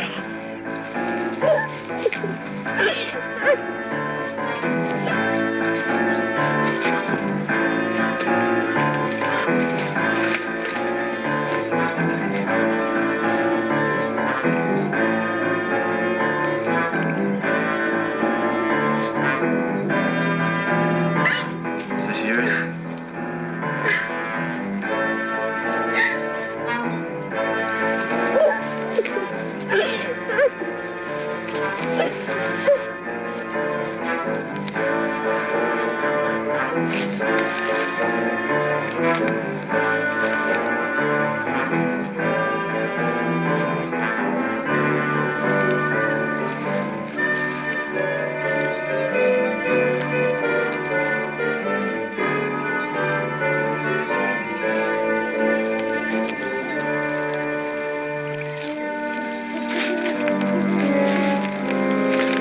Thomas Purcell.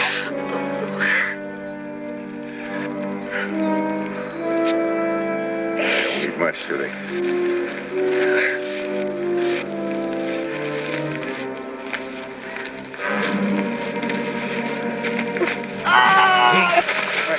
Disgusting. Parker, I want you to rope the area off and don't let anyone in here until I get back here with the coroner. Deputy, you have a high-power rifle? Just a shotgun. Oh, well, that's no good. You better post a deputy here in a car.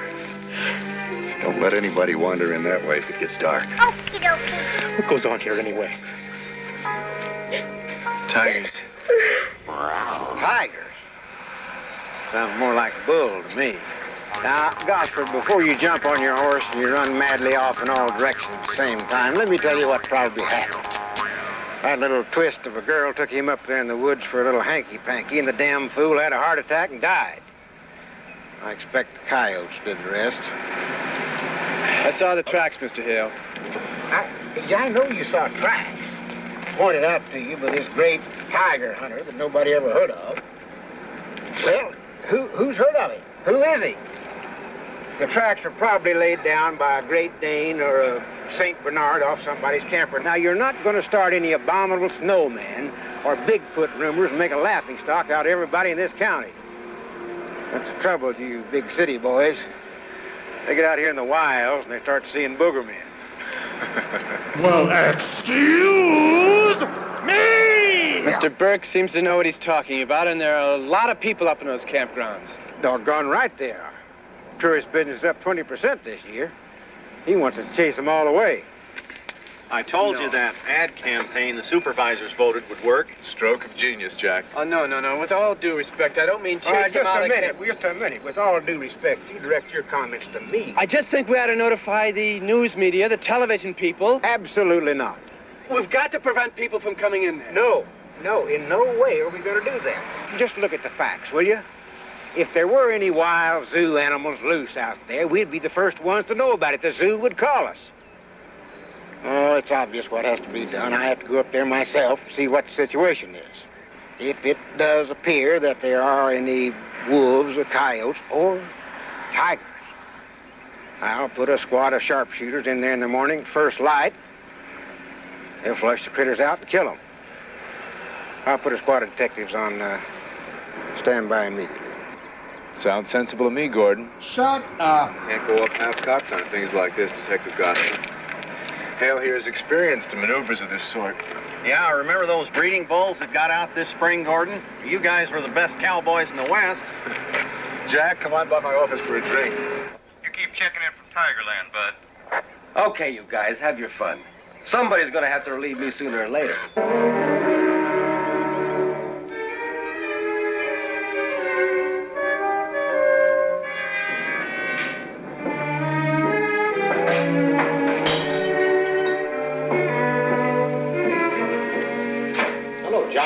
Hey, pal, come on in.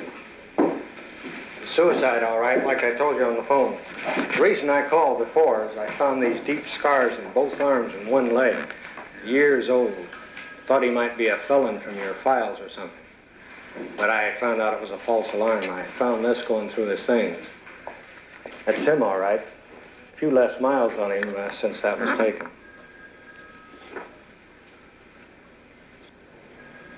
Something wrong? 3 months pregnant. No. No, thanks, Carol. You bet. See, it's Claude Davin, alias the Great Davino. He was fired 2 months ago. Lock, stock, and tigers from Safari Trek. I don't know, it's some sort of a jungle show. Oh, beautiful. Oh, beautiful. All right, dry him off with a wire flow, just in case. Do I win the prize? You just may, Lucy, you just may. That is beginner's luck. Oh. It was years before I got my hands on one that big. What? Now, both of you. Now, not a word. Keep the lid on. Now, nobody gets a sniff of what's cooking until I say so. Huh? You okay?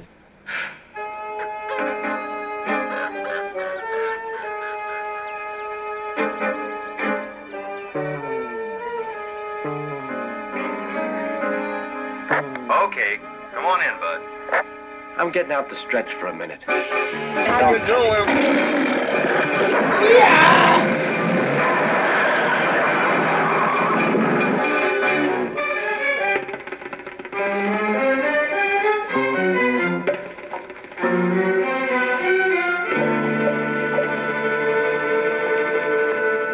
Well, the bed. You're watching the Mummy and the Monkey's hairy, scary hand.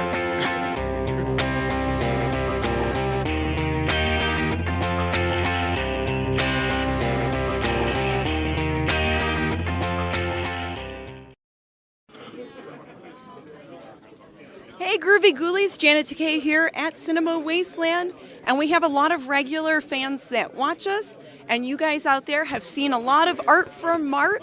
Well, I'm sitting here with Mart. Who's he? That's you. Oh, okay. Getting old, I forget these things. So, yeah, you've been an artist pretty much your whole life, right? I've been an artist professionally for about 50 years. Wow. And so, but all my life, yes.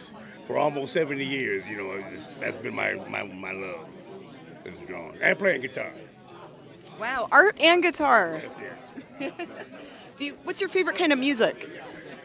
I like it all. I'm a jazz blues aficionado, pretty much. I like jazz and blues, but I like to rock it. Oh, cool. Oh yeah, I like to bring it on up. I just don't do too much in country, but I'm not opposed to doing country music. Yeah. But but that's what I like to do. As long as it's guitar, I can make it sway. I'm happy. Well, the blues is what started rock, so the blues is really old school. Absolutely. Absolutely. You're too young to know stuff like that. I know a little bit. Oh, okay. So we want to just say thank you for making these great art drawings and stuff that you send in almost every week. You guys are more than welcome. I found you guys a little over a year ago.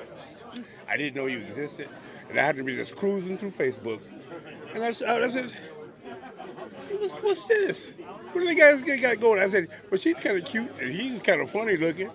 What's that? And then when I tuned in and I saw what you guys did, it made me think about the fun things that I used to do with my friends and my brothers when we used to watch Ghoulardi all the time.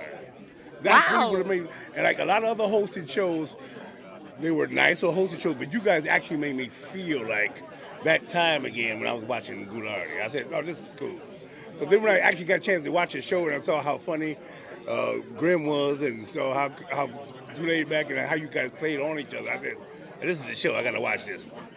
And then after I watched, I said, no, I got to do more than that. I got to send them some drawings. I'm going to let them know how much I like them. And that's like you said, it was like every week I was just like, I had to just send you guys something because I just wanted to make sure everybody knew I was appreciating what you guys did.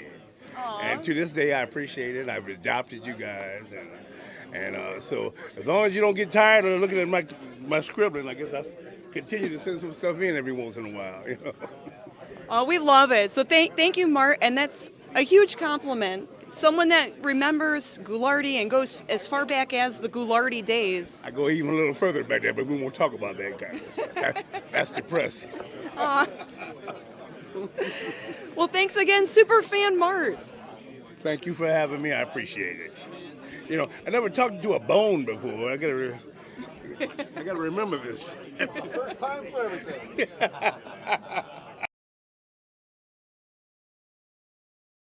Oh, a little bit there. That's okay. Hey, welcome back, y'all, to the Hairy Scary Hangout. Yeah. Wow. Well, yeah, and tonight we're not doing a hangover, right? So that's why the show tonight might go over a little longer because of the extra long segments of the movie, because you have to see every second of this craptastic thing, right? Because it's been a weird couple of weeks for us. We were taking a break from hosting the Hairy Scary Hangover shows, but once we are 100%, you know, and doing better, we will go back to hosting some of those. That's right. But this show tonight's going to go over because we still have another 20-minute segment of movie to get through. So to choke down. So it ain't over yet, folks. It ain't over yet. So don't fret. Plenty more show to go. So we do have a prize giveaway, gang. We're going to give away to one lucky winner a pair of tickets. Right. And the tickets are for Fan Expo Cleveland. Right. So if you are in Cleveland, April 29th. The tickets are good for Friday, just the one day.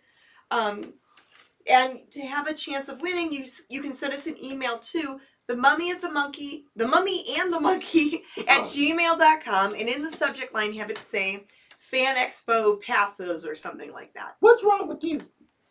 Nothing. You all right? Yeah, I'm fine. It's that spice. I was eating the Doritos, and yeah, some of the Doritos were spicy too. They get to you, yeah. So all that spicy stuff. Hope you're it's enjoying. Good though. Yeah, I hope you're enjoying everything tonight. We just saw us talking to Mart, our buddy Mart, Art for Mart, that you see his artwork on our show. Mm-hmm. Turns out that he actually used to watch Ghoulardi back in the day, you know, in the 60s when it was on. He and his buddies would have parties and stuff like that, and that's awesome. Watch the show, man. That must be amazing. I don't know if he's in the chat tonight, but thanks for stopping by our table, Marty. And it was always a pleasure speaking to you.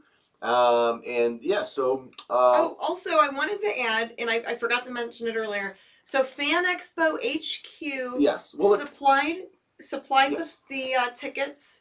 So we want to thank Fan Expo HQ. We also want to thank Ghostbusters Cleveland. Well, let's get into the stills because that's where we can see all this stuff. All right. Hey, let's kick off the stills with a little bit of fun. All right, with a little bit of mirth.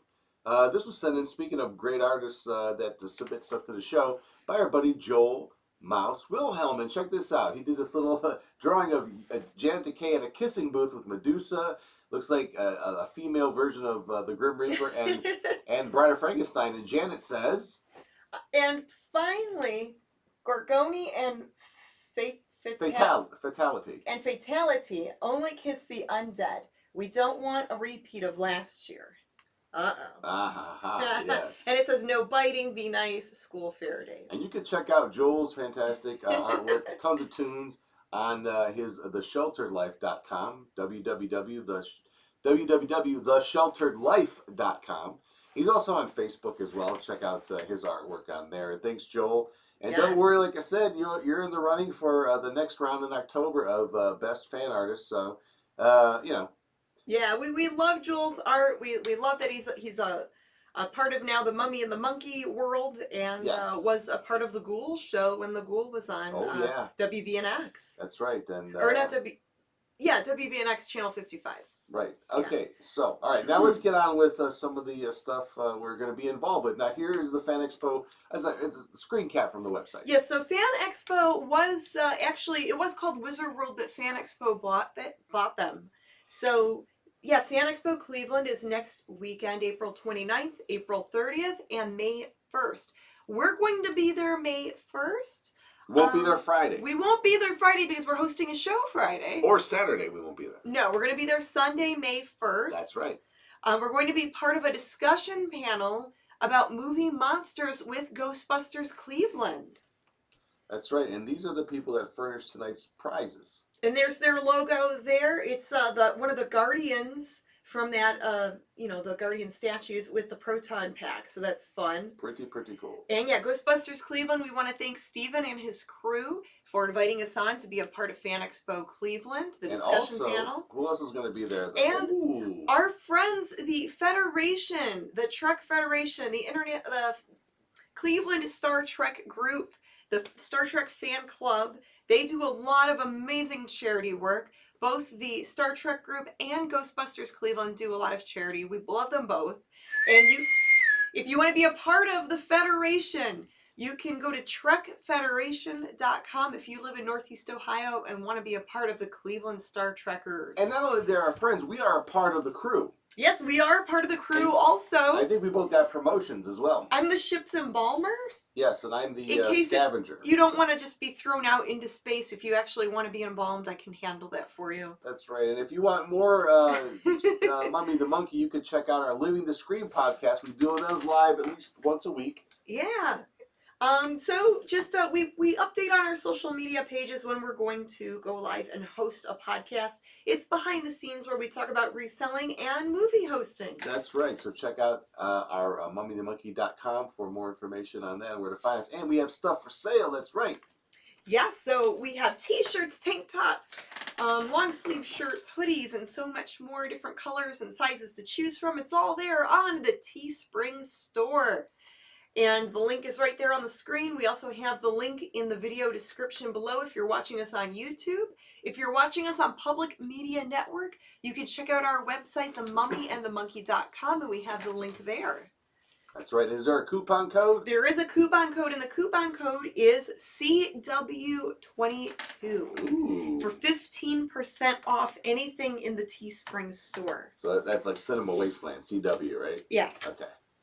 All right, CW22. Cool. That's right. Now, yeah, and wow. So let's announce one more. Our third winner of 4 tonight for the Fanny Award. Who receives the next Fanny Award, and what's the category? Yeah, who's going to be the winner? And the audio's working. It's not. No. He was the last segment. That's right. So our next one is. I don't want to hit the wrong thing. Best fan show supporter, Nora Wallace. Congratulations, you are our third judge. and Fanny Award winner tonight on our inaugural. I can't say that. Inaugural. That is a tough word, right? Inaugural 2022 Inaugural presentation, and there will be another ceremony in this October. We'll have several more categories. I think.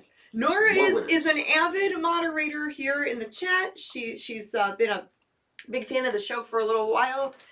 Tunes in almost every week. She tells people to like our videos. That's right. She's kind of like the cheerleader in the chat room. So we want to thank you, Miss Nora, and now you will be a judge. So then in October, you can help participate in handing the baton over and letting someone else win later on. Yes, that's my idea. Is to all the winners from here on out will just become judges, and that way they can be a part of this little committee and help me vote in the next pick the next nominees and the next winners for these categories. So anyway, thank you, Nora. Congrats. That's right. If anyone up there has any ideas in the meantime for categories or nominees and things like that, or ideas for this thing, just send us a line at MummyAndMonkey@gmail.com and we let us know what you think. We also have a Mummy and the Monkey Facebook group where a lot of the fans chat and share things. You could share movie stuff, horror host stuff, the Fanny stuff. If you want to share that, you can. Yeah. Okay. Yeah.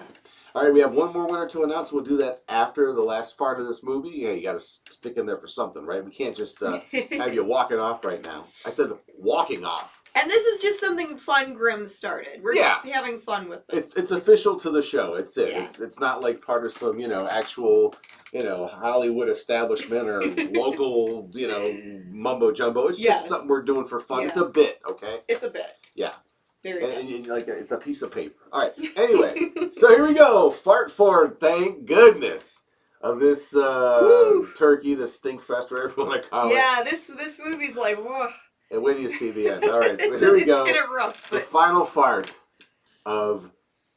Man-Eaters Are Loose. I forget the name, right? From 1978, this obscure, craptastic movie. I promise we'll never show this one again. I don't know if we ever will. It's limited engagement. Oh, yeah, okay. And why is it $80 on eBay? I don't know, but yeah, I got lucky and found a copy of this. At a thrift store? At a thrift store for a few bucks. And then I looked it up. Amazon has it for $45. Someone said eBay has it for $80. It's just a rare movie.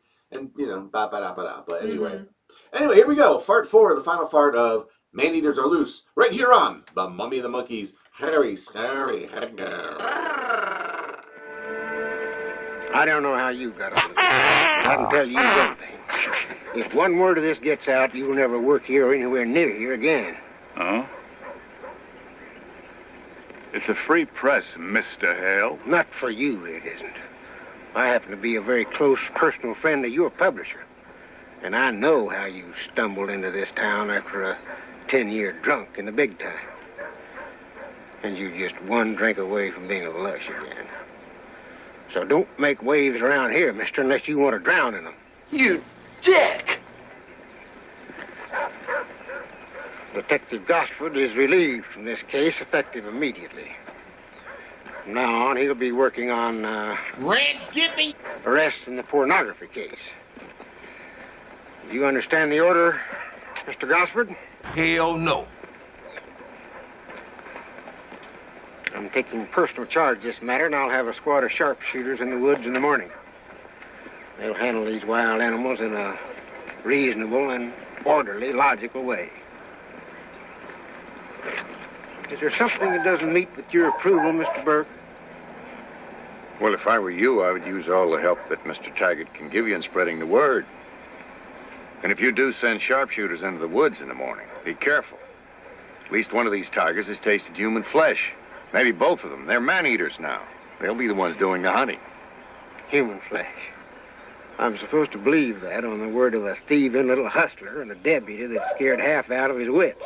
Or drunk. Man-eaters. Look, if this fella, what's his name, Davin, that suicide, if he did release these tigers, there's a 10-to-1 chance that they're a couple of toothless old cats that he's used to entertain kids at birthday parties. Man-eaters. I don't know what your game is, Bert, but you're not turning my county into a three-ring circus. You got that? Well, Mr. Hale, if you go into the woods in the morning, be careful. Nothing would please these Bengals more than to have an easy meal from a full-grown jackass. Oh!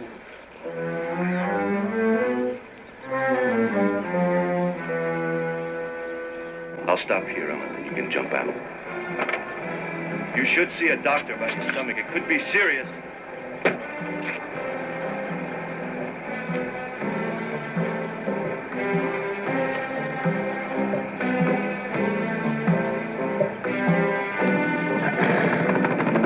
Hey!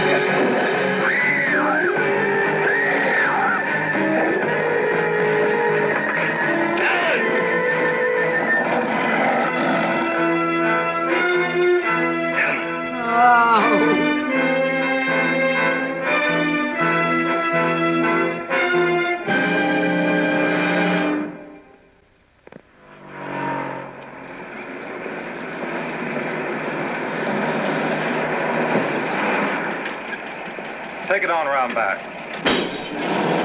Well, not a chance. She died on the way in. What about the husband? Can he talk? Well, not now. He's in deep shock, and I've got him heavily sedated. He kept muttering something about a tiger.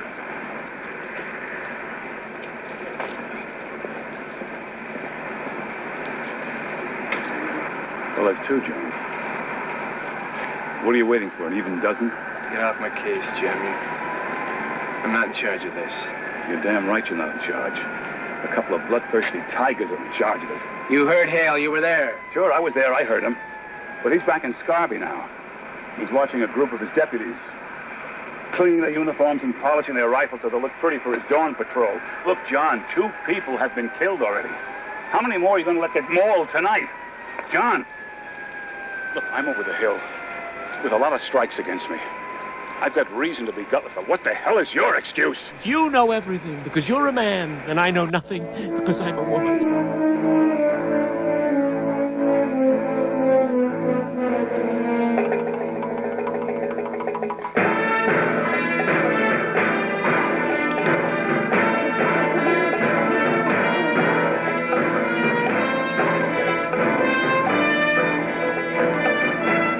I'm gonna kill somebody up in here tonight.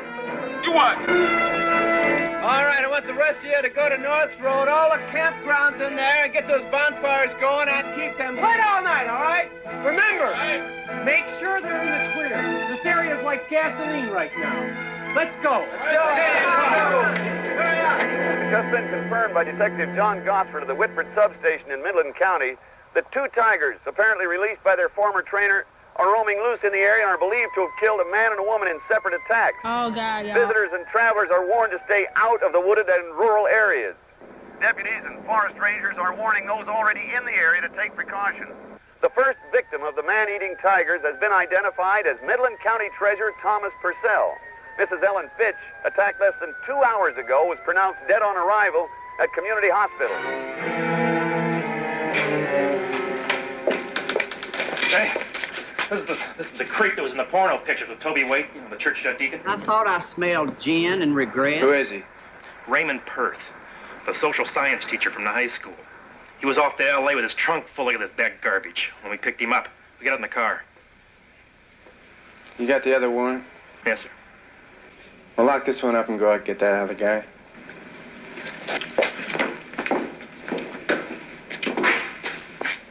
Sir? Now what? Mr. Hale just called. He said if I saw you, I'm to tell you that you're suspended. Okay. But I haven't seen you, have I?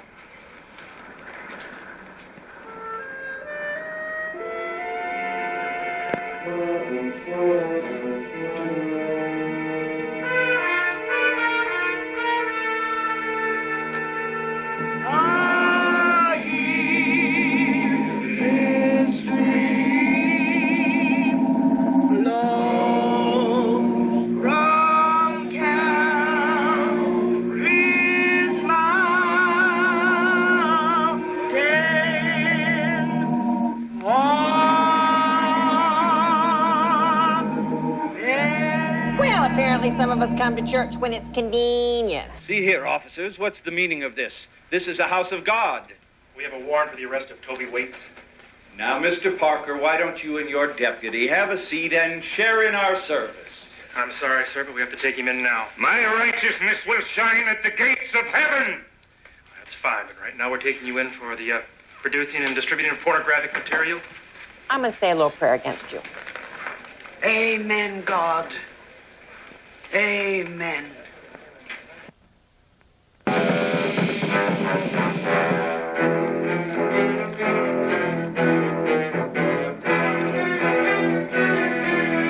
We've just come into sight of the National Forest, and if there was any thought that this might be a hoax of some kind, it looks from up here as though the authorities are taking it seriously enough.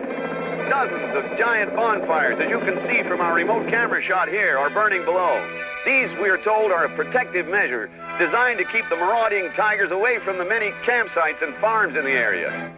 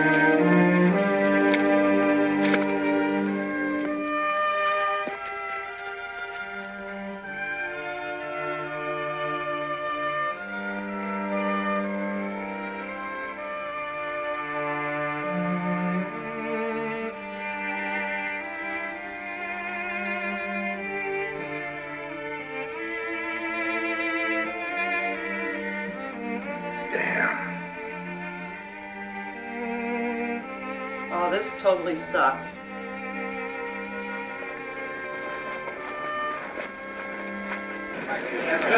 Now, folks, there is no reason to be alarmed. Those two tigers are probably long gone by now. Just one. I killed the other one a few minutes ago. Oh, good for you. Keep all these people near the fire. This one's going to be tough to take. If you don't mind, Mr. Burke, I'll give the orders around here. You trying to panic these people? Now, there's no reason to be frightened. There's plenty to be frightened about. All of you, stay near this fire. I told you keep your nose out of this. Unless you want to go back into town in the back of that black and white, you'll button up. Night is when the tiger hunts, Mr. Hale, and this one happens to be a man-eater.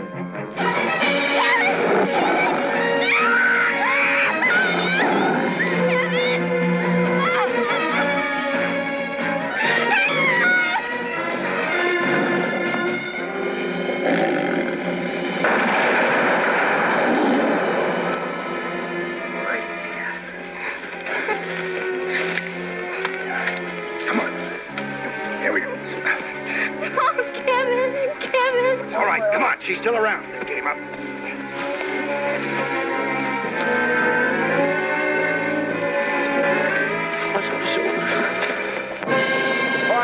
still burning like sentinels in the forest below, and it looks like one might have gotten out of hand. There's a slight wind picking up, and forest rangers were fearful this could turn into a blazing inferno.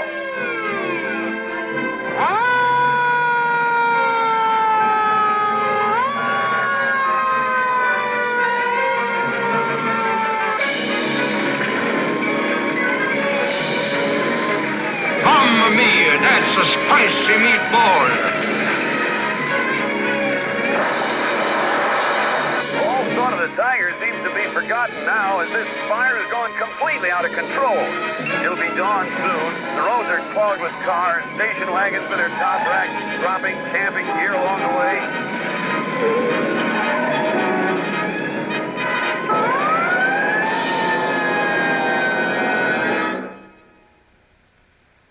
How many got up there? I see. Well, don't panic. I'll get somebody up there to help you. Hold it, Parker. Gibbs Road. Get all those people out of there right away. Now move it. Move it. Jack, pull those first 3 units of National Guard back into this perimeter on A Road. And you've got 2 more units moving in. Gosford. I don't want you to think that you're getting by. You disobeyed a direct order of mine, and don't think I'm going to forget that. Let me tell you something, Hale. You're a good traffic cop. But as a human being, you are a pompous jackass. And you can shine your own boots from now on. Go to hell.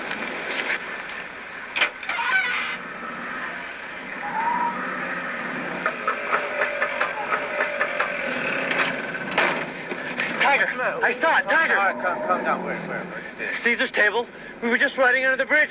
It started after me. You know where that is? Yeah.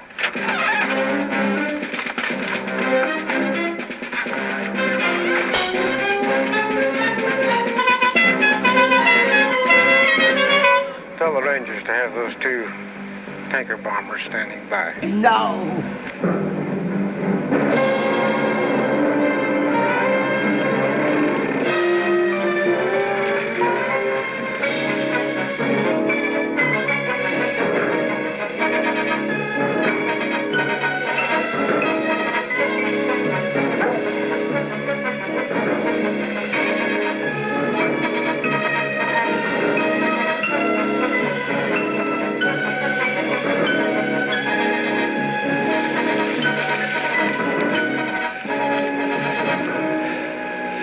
Still around, you think? I don't know. It's hard to tell. She's looking for a place. Place for what? She was scratching around in the leaves and brush up there. She's trying to make a place to have her cubs. She looks about due to me. You better stay close to me just in case. Better watch him. He's no tiger hunter. Neither were you yesterday. Excellent! Yeah, well.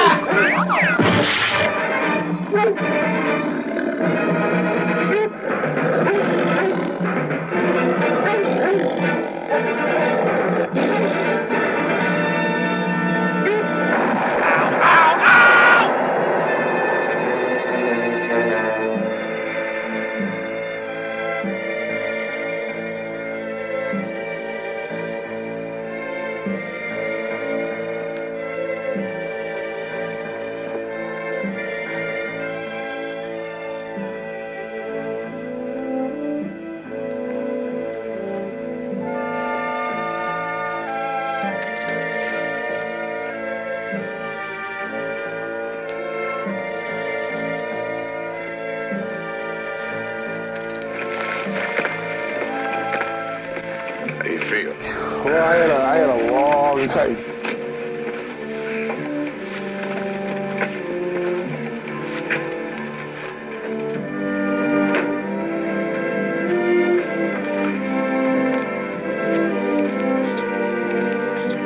The fire raged for 3 days before it was brought under control. 30,000 acres were burned, and at its height, the inferno was battled by more than 3,000 What's any of that got to do with tigers? Well, the rest of it's going to take months to sort out. A school teacher and a church deacon have been indicted in a pornography ring involving a dozen filth peddlers in L.A. Disgusting. And the DA has uncovered a whole sewer full of officials tied into payoffs and bribery and school and government building contracts. Ah! Yeah, I've even got a happy sidebar yarn for you. Detective John Gosford recovered from his wounds and was awarded the Citizen's Medal for Bravery. No. He is now wearing his scars proudly as the newly appointed police chief of, what is that? Oh, Edgerton. Mm-hmm. Population 30,000 people and no tigers. Ah! Who's that? Who? Oh, that Burke fella. No, it beats me. Just sort of disappeared. No one's seen hide nor hair of him. You know, as a matter of fact, Burke may not even be his real name.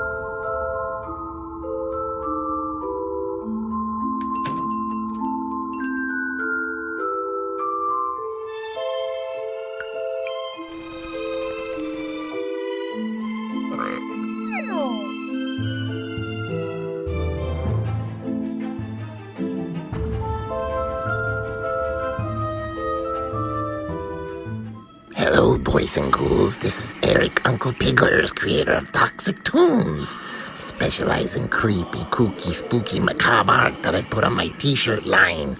I'm always creating new t-shirts every month. I've also got patches, stickers, monster masks, calendars, artworks, air fresheners, I got so much stuff I can't even keep my eyes straight. Just come to Toxic Tunes and see with your own eyes where it's Halloween every day. And stay tuned for more of Mummy and the Monkey. I love these two. All right. Woo, finally. Oh, my Lord. Oh, finally, the movie's over. Whew. Oh, my gosh. Kitties! Well, like I said, it ends Baby tigers. A little corny, but, you know, it ends on a sort of an up note, I guess. Yeah, yeah. But the good thing is that the other day when I went to the thrift store, I actually found Maneater's the trilogy. They actually got like 5 different movies. What? That's right. So there's Maneater's, you know, Are Loose 1 through 5. It's great. So we're going to show all 5 next week. And you have to write a report about it. No. Double spaced. That was inspired by somebody out there who wrote that Maneater's 2. Yeah, that might be the last time anybody watches this show, and I couldn't blame you. Maneater's 2, Electric Boogaloo. Oh my gosh, please, oh my Lord.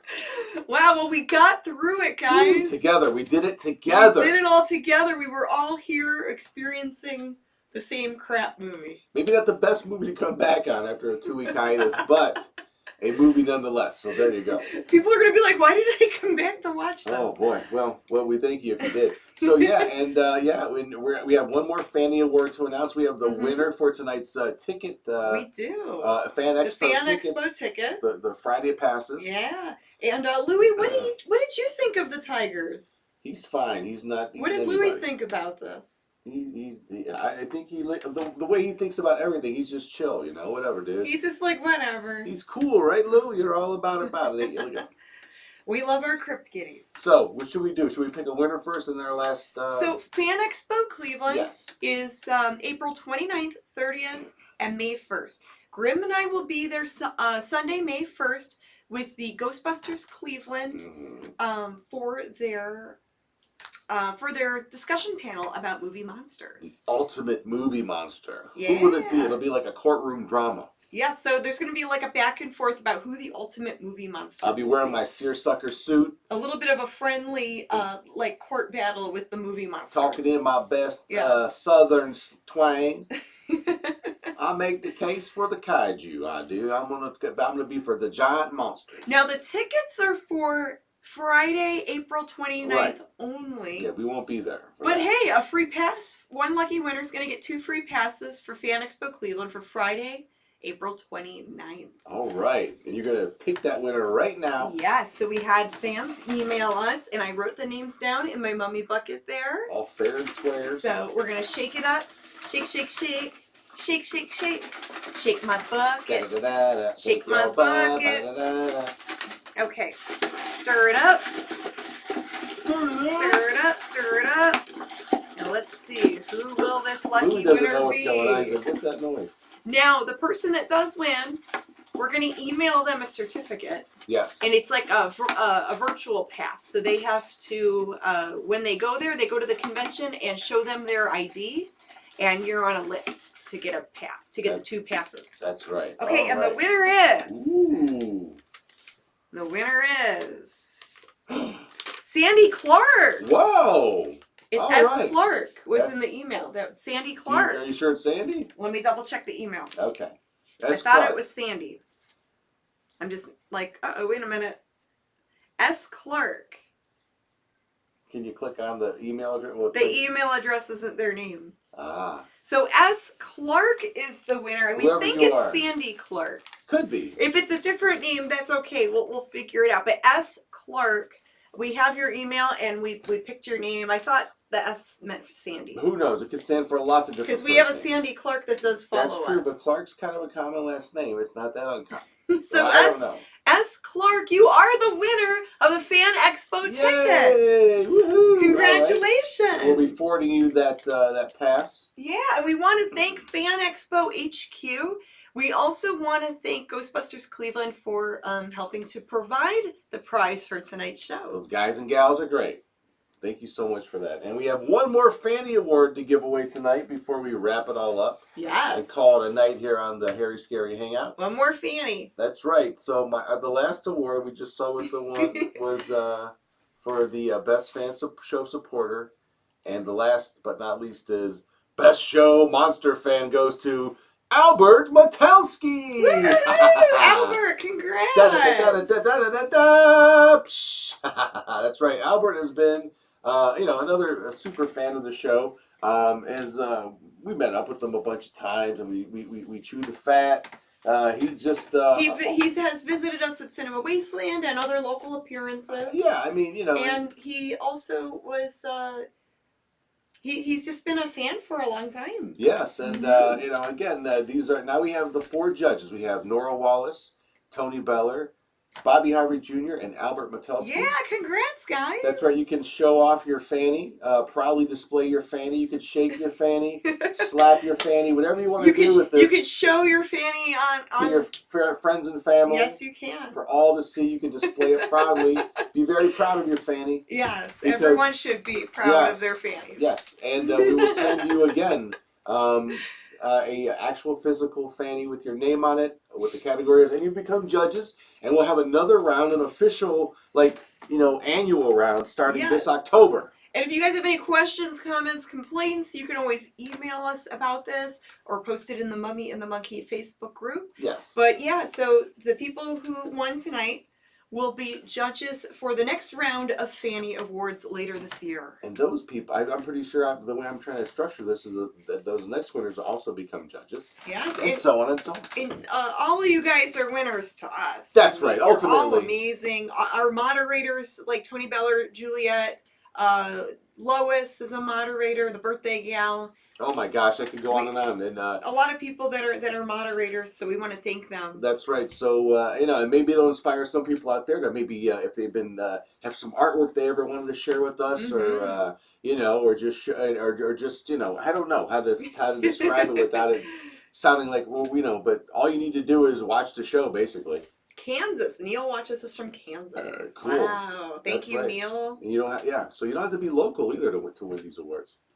You have to be loco, but not local. Anyway, so I think that about wraps it up for tonight. Is there anything else you want to talk about before we say adieu to them out there? Just thank you, Fan Expo HQ. We want to thank Ghostbusters Cleveland, and we want to thank the TrekFederation.com, the Cleveland Star Trek fan group that we're a part of, and both groups do a lot of good charity work. They're both going to have booths set up at Fan Expo. Donate a couple bucks to their cause. They do lots of charity work for local shelters to help kids, stuff like that. Really great causes. And if you come out Sunday, we'll probably see you there. So come check us out. We'd love to say hi to you. Yeah. And and again, thank you all who are watching. The fans, this show is all about you. You make the show. So thanks again for watching us. Oh, yeah. And looking forward to the next time we get together, which will be next Friday. Good night. Good fright, everybody. Mwah! See you later, alligators. Bye-bye.